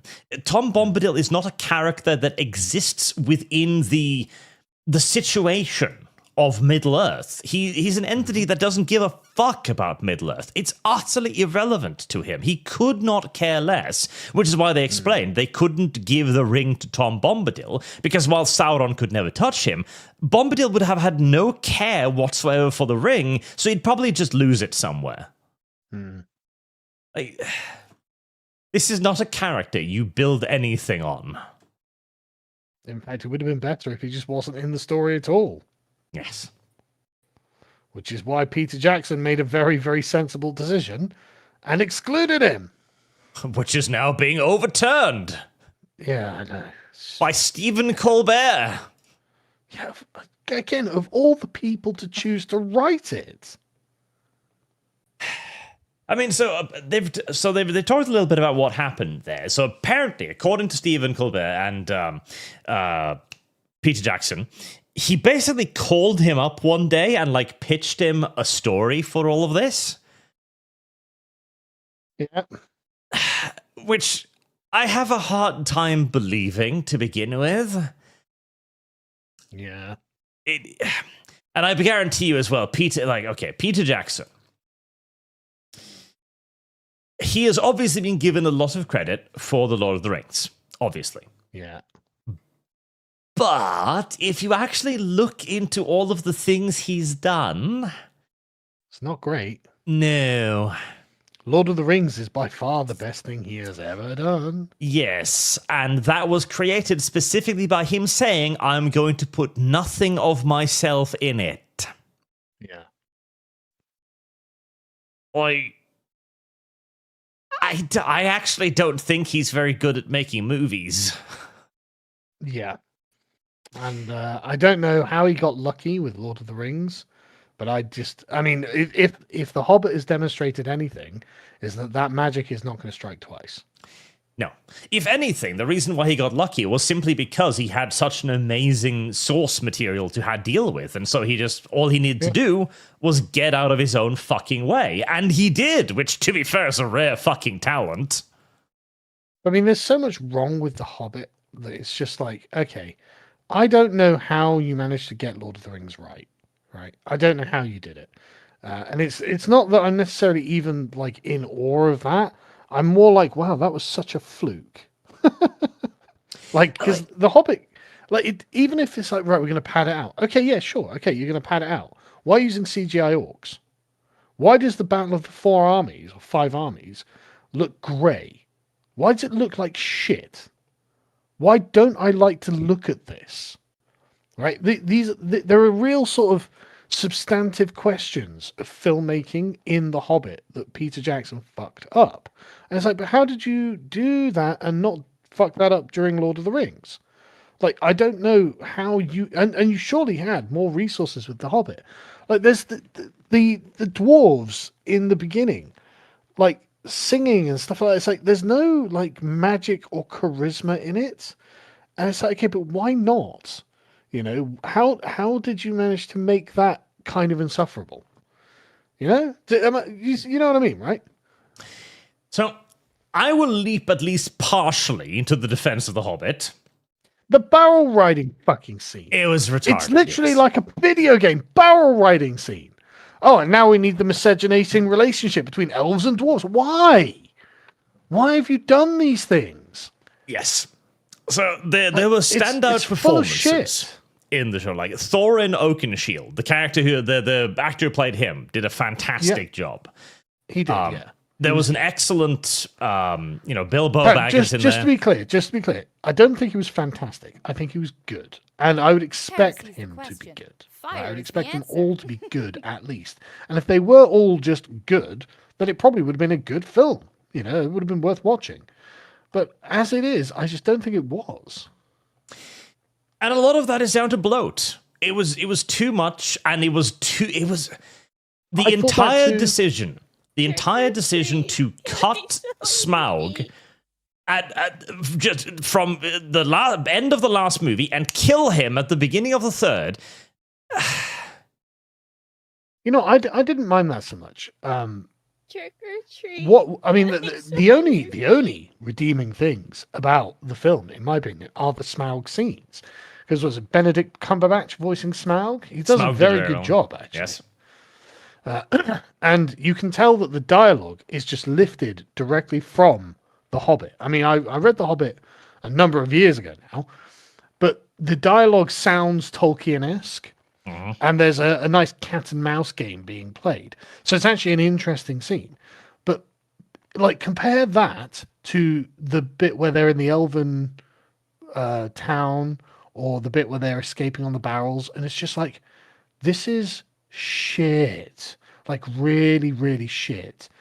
And like the bit with the trolls were like comic relief, and it was just like, okay, this is shit. It's just badly done.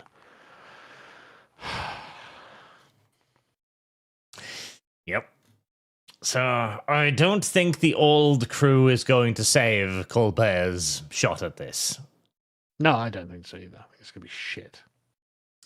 It was a product of its era, and that era was to allow things to stand on their own merit. And because this is one of the things that we've all forgotten.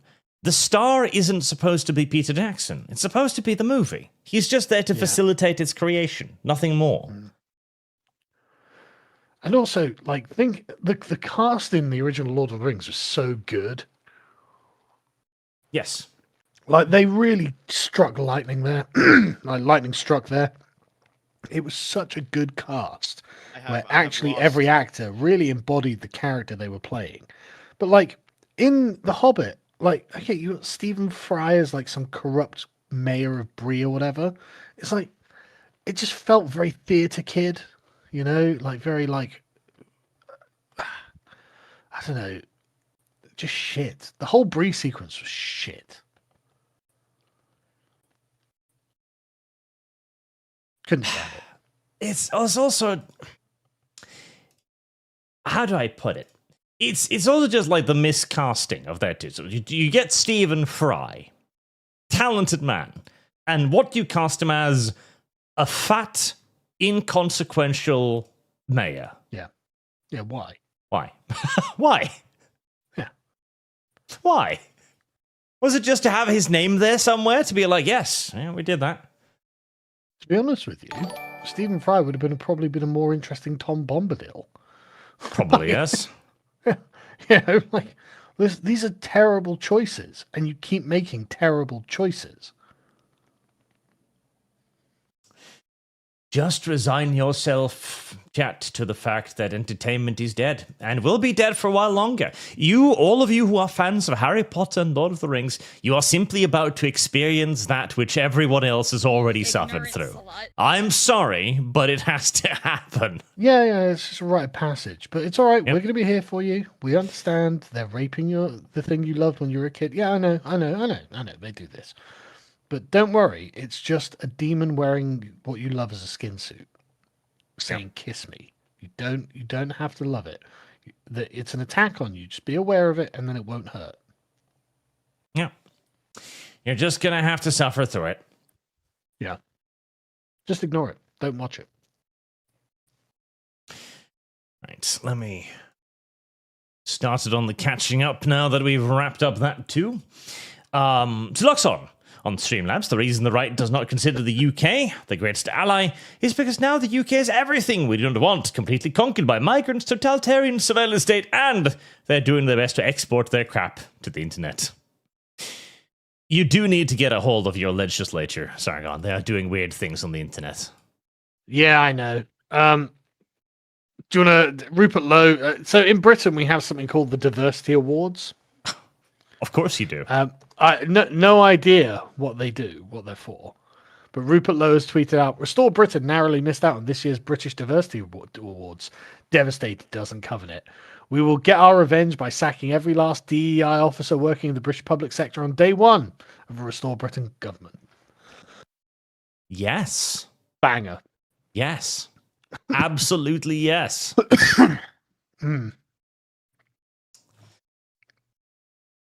God, I hope he gets in power. And I hope he does the things he says he does too, because there's a deep cleanse that is required in England. Well, I believe he would do it as well. Unlike Farage, he would absolutely do it. But oh no, that's racist. I don't care.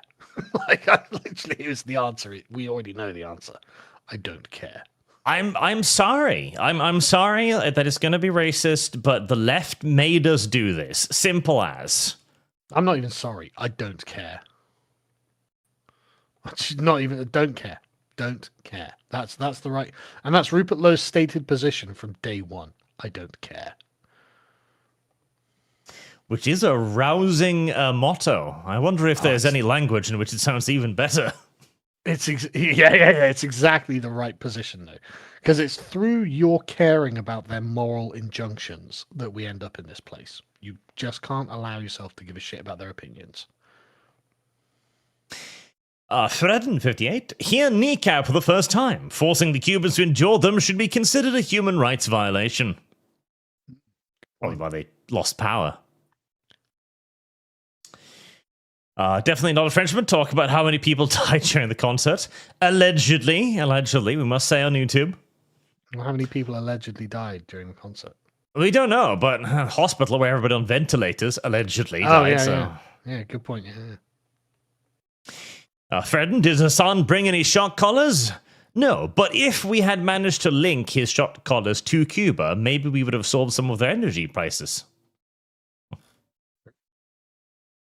Report Productions, LLC. Remember, the Cuban government controls the power grid. They chose to prioritize these leftist hotels and music concerts over everything else. These idiots are Cuban propaganda tools. Emphasis on tools. Well, of course. Like, I guarantee you, the main reason why they didn't get robbed several times was because the Cuban police were sitting around them in fucking solid block formations. Yeah. It's like, I love also Hasan. It's like, oh, wow, they're so weird. There's street parties everywhere. People are just dancing in the streets. I don't understand why. I mean, they're incredibly poor and starving. I wonder why. It's almost like, it's literally like Bernie Sanders going over to the Soviet Union and coming back saying, it was brilliant. It was brilliant. Yeah, what they showed you looked brilliant, Bernie. Yes, I believe it. You fucking tool. It's almost like you were shown a highly curated and fanciful picture. Remarkable. Also, chat, we're at 832 likes, only 280 odd more, and I will give you the opportunity to bring on Lum Lum. 1,000 likes, chat. 1,000 likes. Get going. I'm going to have to head off in a minute. I've got an early start tomorrow. So a long weekend of work. So I hate to have to bail. Do you want to have a quick look through the super chat, see if there's anything addressing me in particular? I was about to say, I'll just control F them real quick. Yeah. Middle-aged boomer sent a member for a month. Hey, Lars and Sargon. Sargon, please go on Friday night tight again, or open bar. Also, any restore in St. Albans? There probably will be a restore in St. Albans, and I can only go on things when I'm invited. I mean, you could forcibly invite yourself. Not really, I'm British. and Salt and Homeworld series, and Canada and Hearts of Iron. I love Homeworld. And yes, Canada recently spent $300,000 looking for extremists in Hearts of Iron. I saw that you did a video about it. I haven't had time to watch it though. Yep. Did they find any? No. I mean, they probably did. It's just, they didn't realize, right? But they are looking. I imagine that everyone who plays Hearts of Iron is actually a political extremist, just to be honest. In their own ways. Not even in their own ways. I genuinely think people play Hearts of Iron because they're political extremists. But what are you going to do about that? Cuban 922 Sargon about Iran. You are missing the forest through the trees here. Crippling Russia and Iran puts China on the back foot for a decade. Iran is going better than anyone ever anticipated or wargamed. I'm not sure it is, but I mean, true. I'm not saying that there's no upside to it. My problem is really how ham-fistedly Trump has done this. Harry the Human Substitute Arranca, doesn't Hasan Piker take tea suppressants and have, as Sargon once said, he has trans feminine legs too? Yeah, he's got a kind of trans body. It's really weird because, like with that Eat the Rich thing, he looks big and butch, man. He looks, hard and strong. But now he looks bandy, and his chest has become concave, and he looks weak and like he's like frail. I feel kind of bad for him, to be honest. I don't know why is he taking these fucking hormone interfering things? Keeps him young, I guess. Fuck knows. I'm sure someone said it was about his hairline or something like that. He's worried about losing his hair. It's like, dude, just get a fucking hair transplant. I mean, he has the money for it. Exactly. And the Blood Orc. How much for you and Sargon to do an AOT breakdown? AOT? AOT. AOT. Similar to Demolition Man and Starship Troopers. This poll is based on AOT Video Fund. Aaron. Attack on Titan, is that? Attack on Titan, there you go. I've never watched it, so... Yeah, Sargon is an anime racist, so... Yeah. That's just not going to happen, I'm afraid. And not only that, I don't have any time to watch anything. I haven't got time to... I've got some great ideas for videos about stuff that I really want to do one on Moana, actually. But I just haven't got the time to sit down and write it. But Moana is some of the finest right-wing propaganda you've seen in a long time. Like, Disney have really cooked with it, and nobody realizes. Stephen Knizek. A very serious question for Carl. Is it true that you only hire new Lotzi employees if they manage to navigate the magic roundabouts of Swindon on their first try? Well, I mean, I don't want to confirm or deny any urban myths, And Charlie the Beagle. Carl, check out Oscar Wilde's book, The Portrait of Dorian Gray. It is the novel version of your videos, Your Scars. Why don't you think I know The Portrait of Dorian Gray? I don't know. I just read it. No, I know. I mean, to the Super Chatter. It's a very famous novel. It's the only novel he wrote, yeah. Those are the ones addressing you specifically, so if you need to go and sleep... Yeah, I do. Right. All right. Thanks for having me on, and I'll see you next week. Oh, I see you then. Take it easy, chat. Right, just you and me now, chat. Tank Imperato. Allegedly, the kneecap concert that caused rolling blackouts affected a hospital which did not have the fuel for its emergency generator, and it killed all the patients who were on ventilators.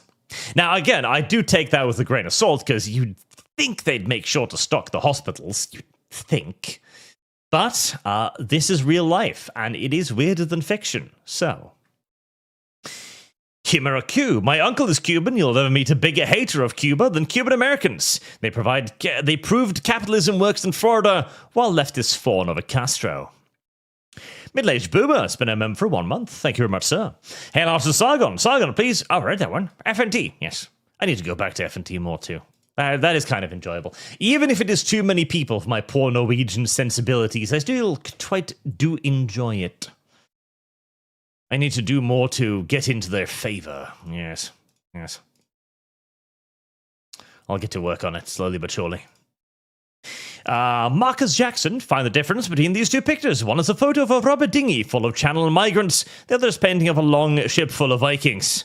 They are the same picture. Listen, well, at least, listen, when the Vikings came over, we did so to colonize the land directly. We were very open about it. We were like, listen, we are here to farm your land.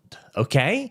We weren't trying to hide it. We weren't asking for governmental handouts. We just wanted to farm. Because we lived in a piece of shit, rocky-ass mountainside, and we wanted vegetables, goddammit.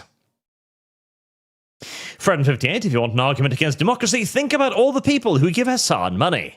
As Winston Churchill himself said, the finest argument against democracy is a 5-minute conversation with the average voter. Best player, I look forward to seeing Hasan's name on the SDN list for giving money to the Cuban government. I wish. Oh, merchant, women scare me. Keep them off Stamford, please. I want hot political takes, not hot takes and miniature peen. Also, hi, Arch. Favorite tobacco? I have none.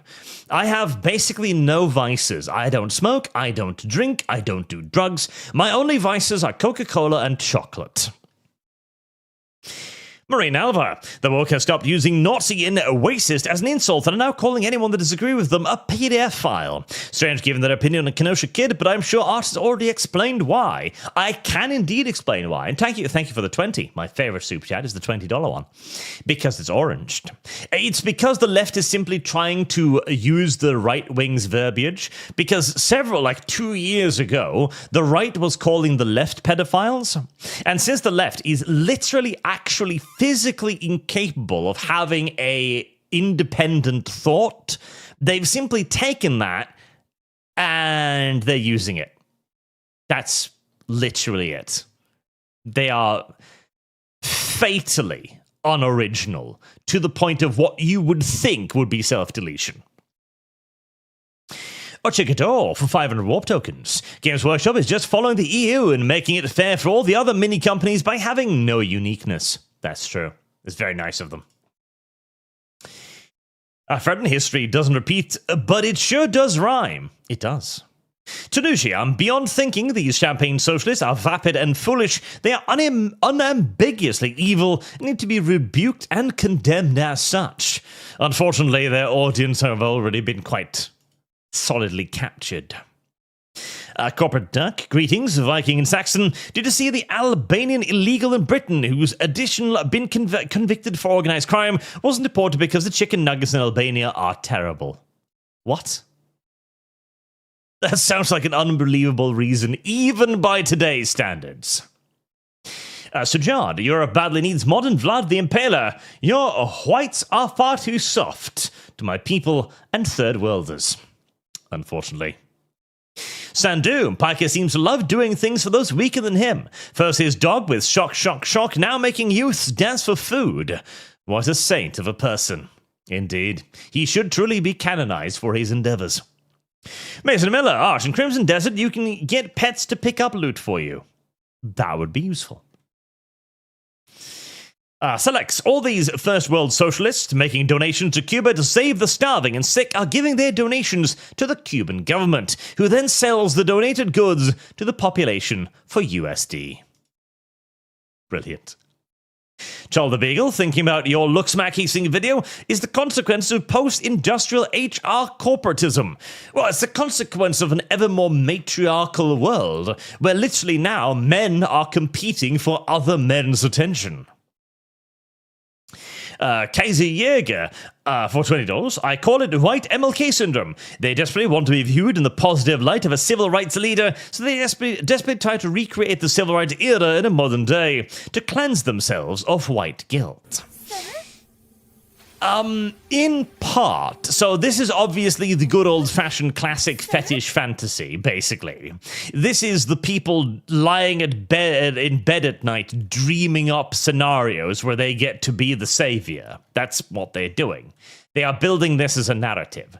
And it also fills in very well with their worldview. This is one of the brilliant parts of the entire Gramscian scheme, in that they bake morality into the doctrine of their ideology, where if you do the things that he wants you to do, you get to be a moral person for it. You get to claim, and better still, you get to assert to others that you are better than them. Heresy's the question. Fire is the answer. Make awesome nuggets. As a Southern Irishman, kneecaps are IRA larpers. I can believe it. Or check it all. Art, stop defending Hasan's understandings. You have done too many videos on stupidity and malice. Unironically, yes. So, the old saying, Occam's razor, never attribute to malice what can equally well be explained by idiocy and or incompetence, I honestly think is just a straight up outdated saying now. It made sense once, obviously. It doesn't make sense anymore. Malice is a far more coherent explanation for most of the left wing's actions, honestly. It straight up is. It is easier to explain Hasan going to Cuba to poverty tourism because he is a malicious, evil monster, than it is that he is just retarded. Okay? It is more easy. You can more easily explain the $1,000 solid gold glasses via malice than idiocy. Charlie name. At this point, we need a Rupert Lowe for America. Fuck Trump, I didn't want a million Bumalians, lol. My buddy Jose has more in common with me. Godspeed. We do need a reform. Charles the Beagle. In every country. No way to. Yeah, Charlie the Beagle. In Ireland, a man was convicted for stabbing a policeman. He admitted to being inspired and a supporter of ISIS. This is our second Islamic attack. The first was an army chaplain. Was on a army chaplain in 2004. By a teen. Bass Player 2011, iffy. They wouldn't be allowed to donate to Cuba anyway unless they want to deal with OFAC. I don't even know what that is. Breenelva, Persona CEO Rick Song called Deep Humors a fearmonger and saying their service to Amazon was not age verification but ID verification. Topike saying the quiet part out loud. An MLP con fund. God, we're actually doing that now, are we? And only 80 likes away, chat, and I will add $100 to the Lumi Meet Sargon fund. Jack Price, most expensive piece of clothing I own are my work boots and gun belt, which doubles as a work belt, neither over $100. I'm pretty sure I don't... maybe no, not even the suit jacket, because it's just like a cheap thing that I bought because I needed a suit for a funeral.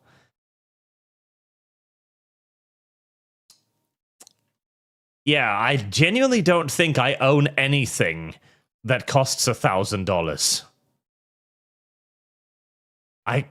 Well, no, not anything. Clothes, that is, because my PC, admittedly, my PC costs more than $1,000. And even then, I think that is about it.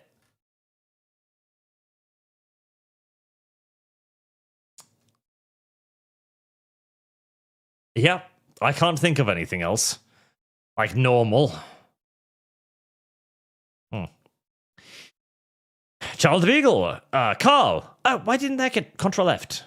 Oh, it did. I did see that one. Umbra Bray. Exile to the United States would be good for me. An Australian right-winger who wants guns and breaks hate speech laws every time I open my mouth. Donald Logan. Here in California, our state debt is $1.5 trillion, and our spending is 200% our tax revenue. Can you send Dan over to fix us, please? We need a Brit. Lending. Sir Jard, Europe badly needs modern blood impaler. Oh, the other one. Crowden, as an American of Scottish-Irish descent, I am required to say fuck the crown, but also fuck these LARPing, I'm assuming, third worlders. Provo wannabes. The whole side. Quick question: how many Americans have to die before Iran is the US's problem?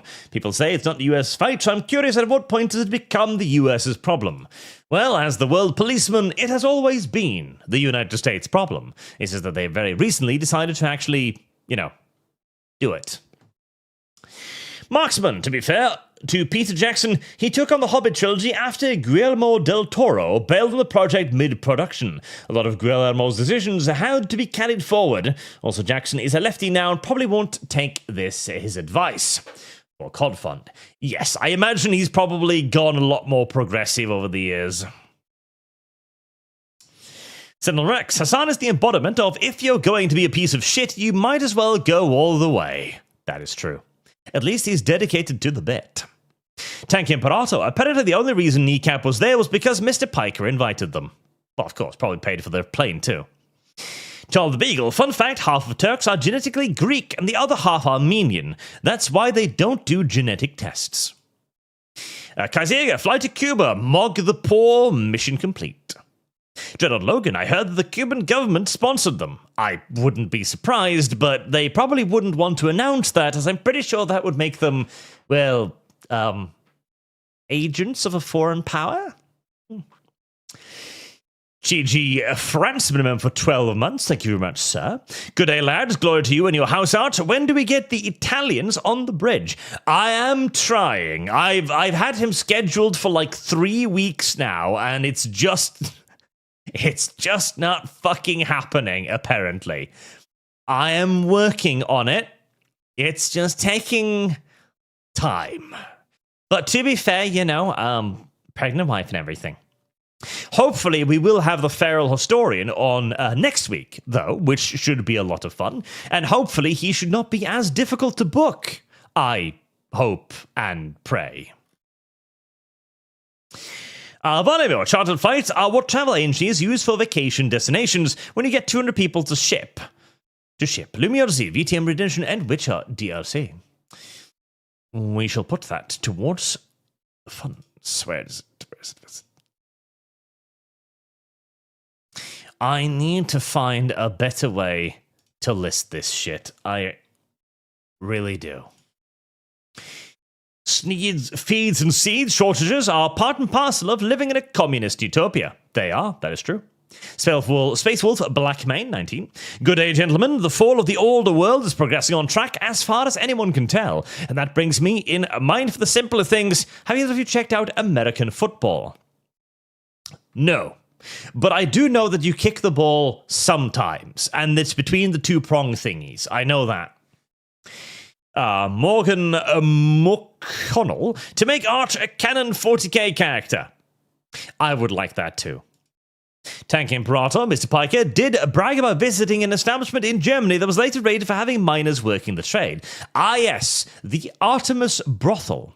Now, I'm saying this a lot these days. In Hasan Piker's defense, the way that the whorehouse Artemis works in Berlin is that the whores go in there with basically no control. So what it is a large house that is operated by a third party, and then the whores go in the house, pay an entrance fee, which is the house's cut, and thereafter they are independent entrepreneurs within the house. So, there you go. Also, I recently learned how whores do business recently because I was forced to download WhatsApp, and suddenly I realized what the little green phone on the various prostitution posters I saw in Germany was for. It turns out the whores know what QR codes are, which I'm honestly a little bit impressed by, frankly. It demonstrates that the prostitution practice has really entered the modern world, you know? Evolve or die, I guess. Ripoff Productions LLC, that dumb walking tower for fancy could make good kit bash material for Imperial Knights or Titan or something. Maybe. I just don't like how it looks. Brandon, how long you think it'll be before we get 40k Classic as a setting?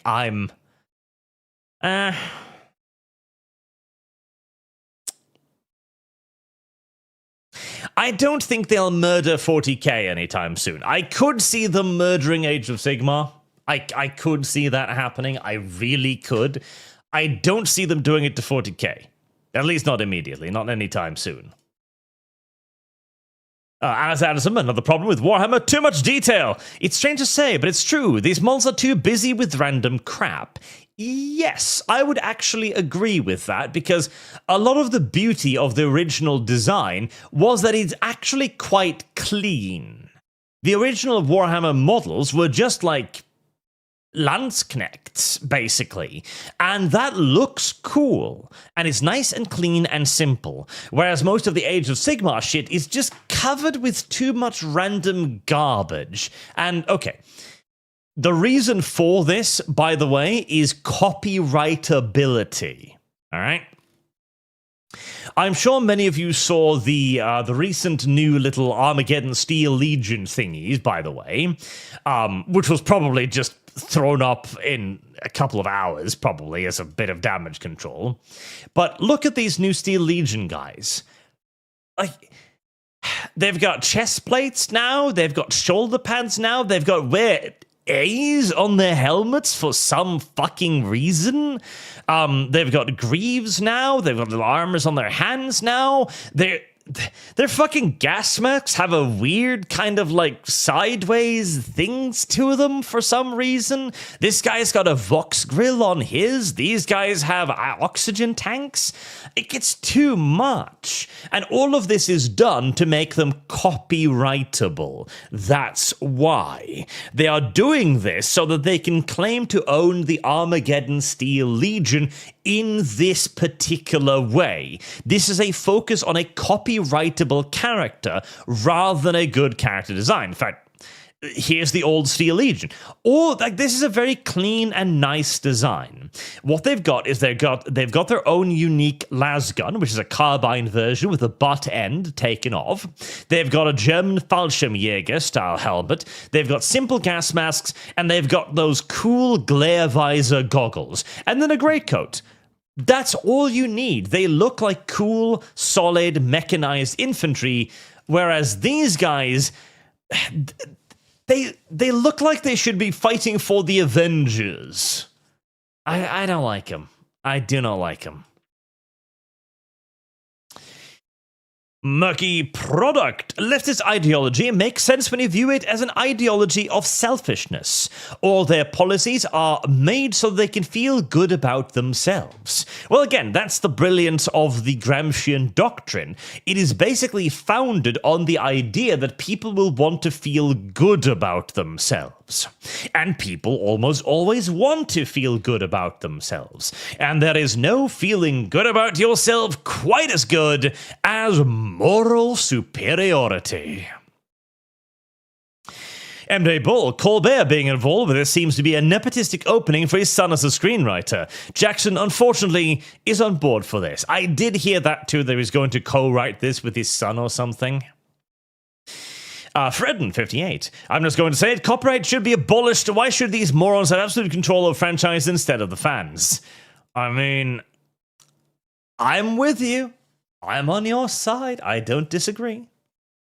Oh, we are only 43 likes away now for the bonus $100 to the Sargon Meets Lum Lum Fund, which, by the way, will put that fund within $50 of completion.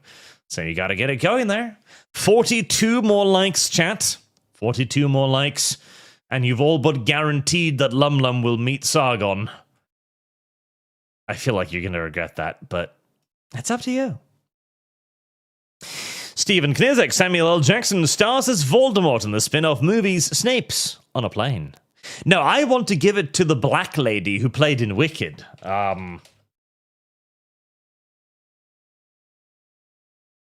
Listen, there is a person who should play Voldemort. And it is, unquestionably, no doubt in my mind, this woman. Give the role of Voldemort to this woman. She is perfect for it. I mean, just look at her. She looks ghastly. This woman will give countless generations of children nightmares, the likes of which you have never seen before. She needs to be Voldemort. See, again, I have long since accepted that everything that is good will be destroyed in the modern era, and I only want it to be destroyed hard enough. I want a scorched earth policy. If Lord of the Rings must be sacrificed on the altar of diversity, I wish it to be such a sacrifice that it will forever transform entertainment. I want it to be so bad that every human being looks upon it and declares, never again. That's how bad I want it. That's how bad I want it. If we're going to destroy something, we need to actually just destroy it.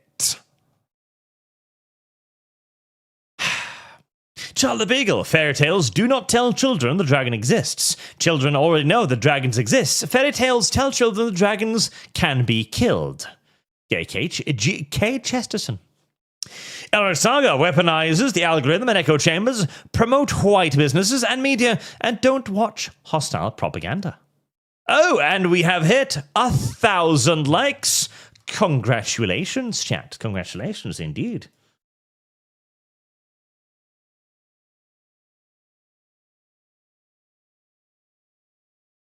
Trick or treat. Do I have the little... I don't have the celebration on this thing, do I? Oh, no. But we have reached it, and I will give that as a bonus $100 to Lum Lum Meet Sargon Fund.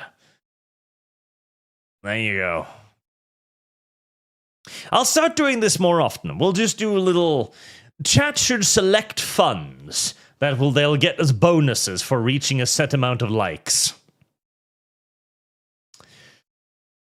Janet Logan, my sis became a full tearboo because of Harry Potter. She hates this show more than we hate the left.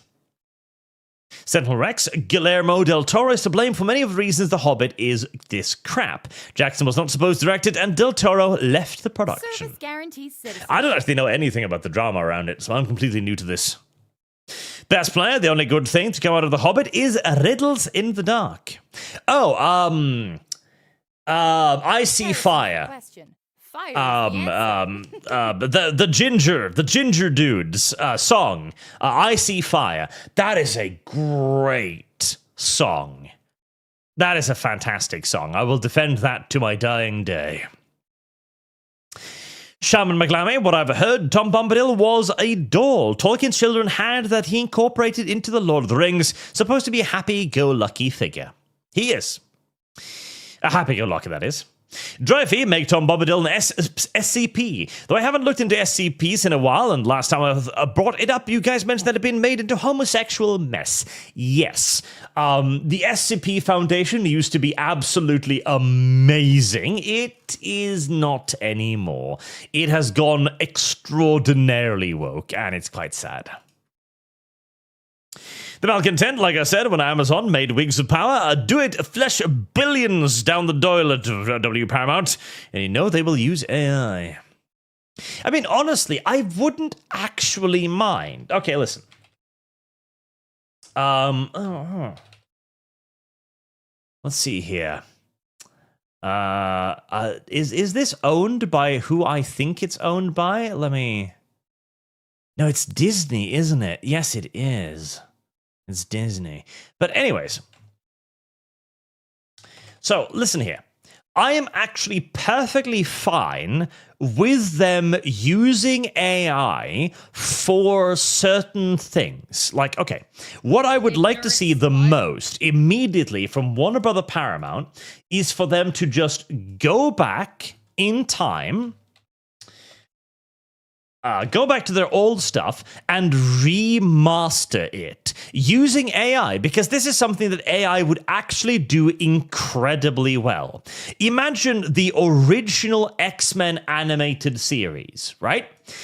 If you try to watch that today, it is challenging. It is, first and foremost, it's not of a very high quality. And the reason why it's not of a very high quality was because it needed to be compressed to fuck and back to actually be airable in the first place. So I think the best resolution version I found of the old X-Men cartoon was something like a 480p upscale, and it looked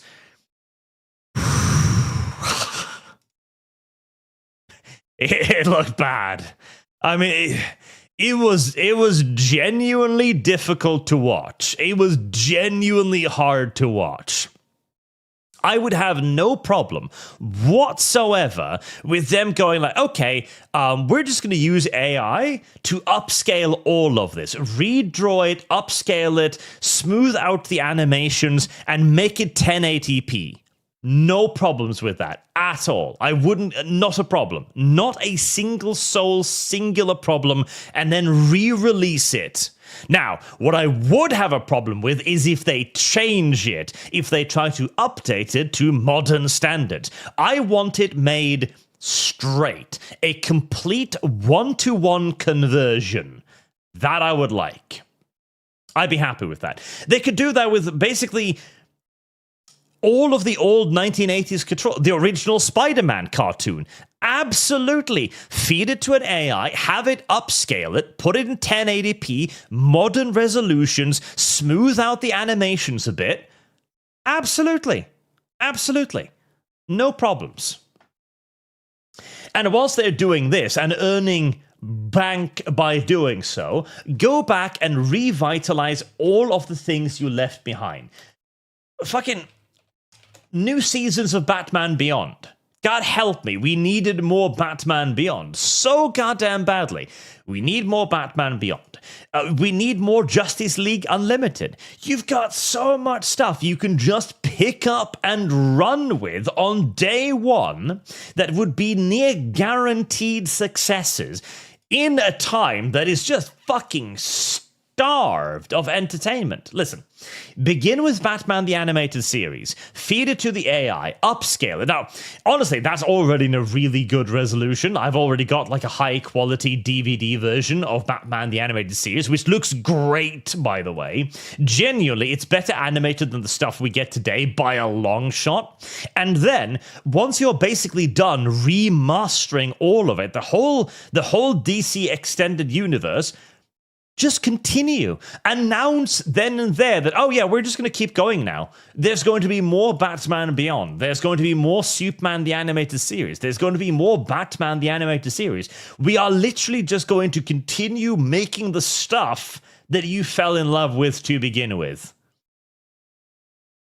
It'd be so easy. It'd be so fucking easy.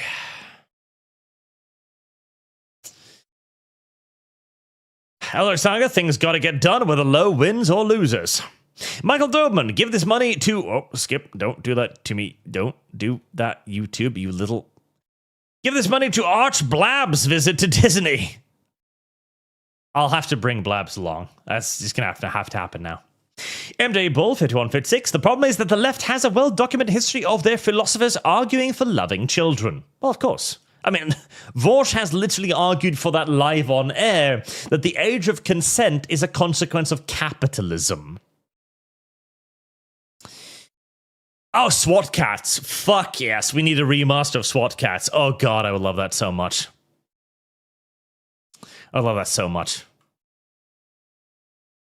Oh, okay, so, well, the X-Men were literally meant for civil rights. It was woke from the start. I disagree. Okay, so... allow me to go on a little bit of a mini X-Men rant here, okay? So, a lot of people argue that the X-Men were intended as a metaphor for civil rights, okay? I don't agree. I actually think that the X-Men make an excellent argument for the exact opposite. What it argues for is to a degree civil rights, but civil rights with responsibilities.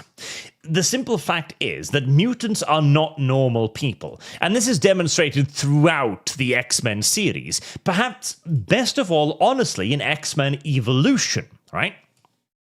Because in evolution, you have a cast of characters that are kind of bouncing back and forth on the moral spectrum. Like Rogue starts out of a villain and is eventually recruited into the X-Men. You've got, what the fuck was his name? The dude with Quake powers, whose name I forget. He too has like a momentary moment where he's about to be reformed, but the X-Men are actually too bigoted to accept him into their group, amusingly. It's a lot deeper than simply just a metaphor for human rights there. Additionally, mutants are dangerous.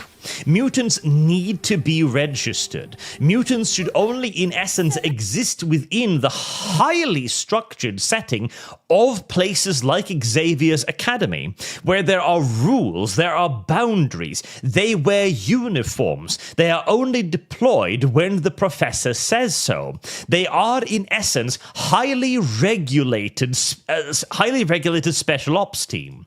And that is the only way the mutants can be allowed to coexist with humans. For the simple reason, again, that they're fucking hilariously dangerous.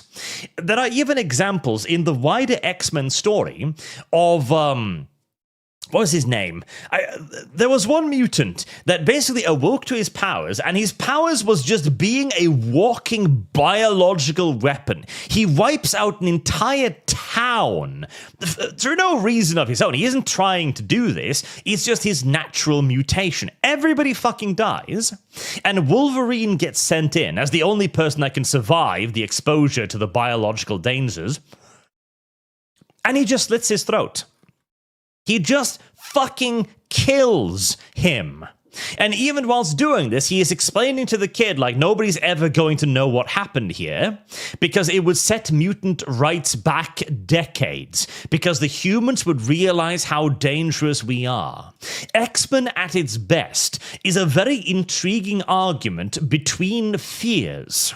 The fears of the mutants for being oppressed by the humans and persecuted by the Sentinels, and the humans' a very real and incredibly reasonable fear that a mutant will awaken to a fucking nuclear power in the middle of a small, sleepy American town. So, you know, it is so much more than just the civil rights thing. There's so much there. There's so much there that you could expand upon.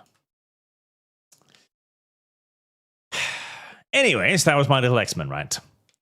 Alex Anderson, just 90 likes, chat. Come on, leave me Hexagon.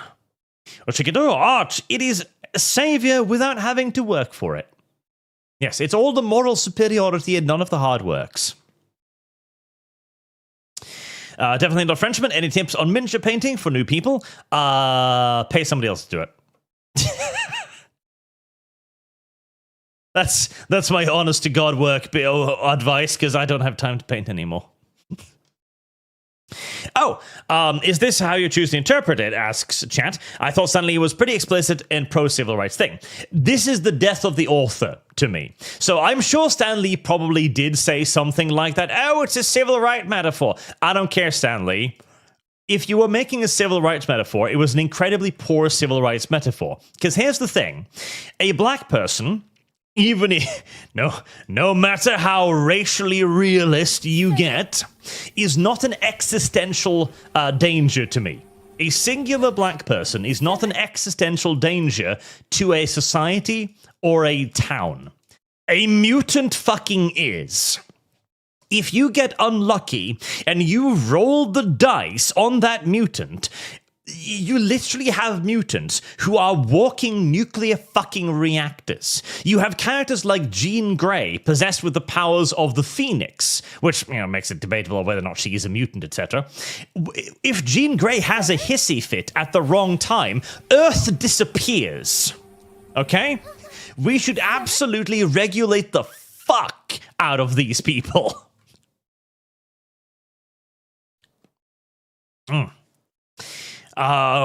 You ignorant slut. Arch, after hearing about you, Gov, when you donate for your own gold, you pay tax on it. All chats for Lumi and Sargon. When you donate for your own gold, you pay tax on it. Heresy's the question. Gov, Fire is the answer. No, I pay extra taxes on I think it might be Streamlabs. or something. I need to look into it more. But there's one thing where donations actually get additional taxation on top of it. Scarlet Witch is worse than Jean. She is, but is Scarlet Witch a mutant? She is a mutant, isn't it? Yeah, she is a fucking mutant. And Scarlet Witch, too, has the ability to just rewrite the universe. Again, you have to regulate the fuck. Like, listen, we live in a world where potato peelers are considered lethal weapons, and you could be arrested for them, and yet we are supposed to believe that Wolverine should just be allowed to walk around nonchalantly? Of fucking course not! The man is a psychopath that has been alive for like 150 years, that has 9-inch knives coming out of his fucking hands. Of course we would regulate the shit out of that. We regulate assault rifles, pistols, we regulate knives, bats, and we are supposed to believe that we are just going to be all hunky-dory with a guy that fires beams from his eyes capable of ripping apart skyscrapers. Of course not. It makes no sense. Rasmus, Mal meets Sargon when? Oh, God. Service guarantees citizenship. Sandoom, I'm personally glad to have founded Mugenic Solo, and thank you for that, by the way. There will be, I still don't know what that game is about, but apparently it's about breeding cats. That's what I know. I know that it's about breeding cats. I don't know what kind of cats. I don't know how they're breeded. I don't know why. But I'll learn. Laywolf the Red, the memes alone from Black Snipe being bullied by a white guy are going to be very spicy, and I'm here for it. That's true. He's literally going to be cucked out of a girlfriend by a white guy who bullies him. Sandoom, Batman Beyond ended early for Justice League. Yes. We had too much good stuff back then, that's the problem. Boog, you're asking for Young Justice Season 3 and 4 right now. Actually, okay. So, Young Justice ended after Season 2. And then it got, was it 1 or 2 more seasons that were very, very woke, by the way. I managed to live through 3. I don't think 3 was the worst. 3 was okay. It wasn't fantastic. It wasn't as good as the preceding ones, but it was okay. 4, I couldn't. I fucking couldn't. And that was really sad because I fucking loved Young Justice. It's probably my most favorite cartoon now ever. It is really, really good, okay? It is really, really good. But obviously, the continuation of all of these series is dependent upon them being non-woke. That is how you continue to get them to sell. And any other... Like, listen, what we need is to basically have episode 1 have a return of the child, okay? That's what we need to do. Where the security guard gets turned inside out and it produces a near endless quantity of lolly, right? That's what we need to do. We need to basically poison pill the initial episodes of any reboot of this. It needs to have Cheshire in a bikini episode 1, okay? It needs to have lolly characters, shotas. You need to make this so utterly, unbelievably poisonous to the average progressive that they'll quit after 1 episode. That is how you'll know that you'll be back to form. Sujard, X-Men are a metaphor for gun rights. Sort of, kind of, yes, in a way. Harry the Human Substitute Rancor. I already have Digimon on DVD. I want to rewatch Digimon at some point. I have very fond memories of Digimon. Service guarantee. If my future son must be scarred by Steven Universe writing or the D Reaper, then I want them scarred of the D Reaper. Going to delete the human race and Digimon. And investing in buying all Digivice toys for quality control. Yes. I want to rewatch Digimon again. Sujard, oh yes, did you look at the Frostpunk style Cthulhu game, Drownlight? I have looked at it. I've given it a peek. I know about it. Mr. Lucid Frenzy, what mutant powers would you want, Arch? Doesn't have to be pre-existing powers, you can choose whatever you want.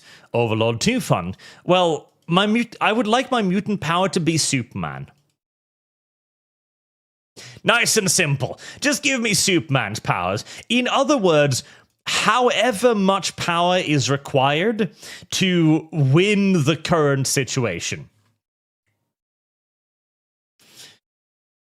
Mike Merchant, no, Stan Lee didn't say that the mutants were a civil right thing. He said in an interview that he came up with mutants because he didn't want to keep coming up with the origins for the hero's powers. I remember that one. Yes, where it's like, I'm sick of writing origin stories, so I'm just going to be like, they woke up with it one day. Fair enough. Fair enough.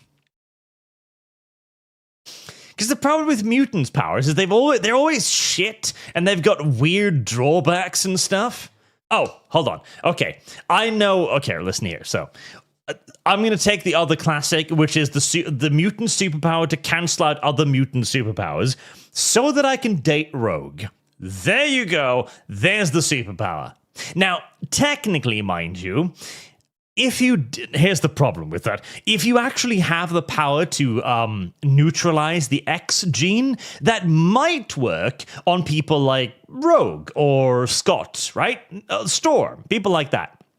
However, if you were to touch somebody like Beast, for example, his body would probably tear itself apart and he would just die horribly. Horribly. If you were to touch Wolverine, his body would tear itself apart as the adamantium surrounding his bones would probably crush them to death. Not to mention all of his old injuries potentially opening up again. Any mutant with serious body things would, yeah. Because it's not like in the movies, because there was, one of the X-Men movies, the old ones, there was a child who had the ability to reverse mutant powers, and he was such an enormous cop-out when they had Hank just reach his hand towards him, and all that happened was that his hair magically disappeared. No, that's not how that's going to work. That's his DNA right now. You are literally cancelling out a key core part of his DNA structure. You are deleting a part of his genome. That's not just going to cause the hair to fall off. Anyways, Harry the Human Substitute Rancor, Beyblade 2, by the way. Also, Max and Draciel are the best characters. I remember Beyblade. I kind of want to rewatch Beyblade 2. I remember it being a lot of fun. Marksman. Stan said X-Men is not a civil rights metaphor. That's a lie. That's been pushed for years. He literally said he made the X-Men so he could stop having to develop backstories for every hero. How they got their powers, they're mutants. Problem solved. It's a nice and elegant solution, isn't it? Boog, Wolverine would die from adamantium poisoning. Yes. Which is obvious nonsense as well, by the way, that they just made up, because adamantium is literally indestructible. Like, the thing is, adamantium is a literally perfect material that cannot be destroyed. That's what adamantium basically is. That means that there is no way for any adamantium to be, like, shaved off into your bloodstream or anything like that. There's no way for any portion of adamantium to fall off or enter any other part of you. It would remain perfectly intact for eternity by definition. But, well, you know, it sounded like a good idea at the time, so fuck it, I guess.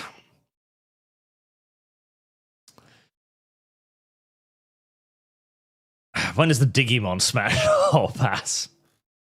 Let's deal with the Pokemon one first. Yeah, by that definition, adamantium should also be hypoallergenic. Yes. Like literally, that's the entire idea, was that they could only actually implement it within his body once it was in the liquid shape, because the moment it hardens, it never changes form at any point ever thereafter. So the idea that Wolverine's bloodstream could somehow tear chunks out of him, no. Boog, Antarctic vibranium delete. I'm sure it does. I'm sure there's some sort of bullshit metal to beat the bullshit metal, but I'm speaking in general terms here. Sajad, adamantium somehow lets blood pass through from his bones too. Also, read Worm, it has great ideas for unique powers. Listen, Wolverine doesn't make a lot of sense. But that's fine, because he isn't supposed to make a lot of sense. How did the human substitute to Rancor? Arch Digimon Tamers, the best season, and DVDs aren't that expensive. Also, Rika and Renamon are why I end up liking tomboys so much, and my girl loves too. Also, episode 10 is so censored. Maybe when I finish watching Gargoyles, I'll do a full, like, Digimon rewatch. I would kind of like that. Anyways, that concludes our broadcast for today. Thank you all very much for watching. Thank you for your incredibly generous donations, as always. And thank you for reaching 1,000 likes, so that we can add that to the Sargon Meets Lum Lum Fund as well. Which, again, I don't think you understand what you're asking for, but listen, it's up to you. If you want that pain and suffering, that is on you. And I am all too happy to provide it. Until next time. Oh, and Boog, Digimon Tamers, director, made an anti-woke play. Thank you, Boog. Until next time, chat, thank you all very much for watching, and I will see you all again tomorrow with the Stone Shard playthrough, as we'll be beginning that then. Have a good night, chat.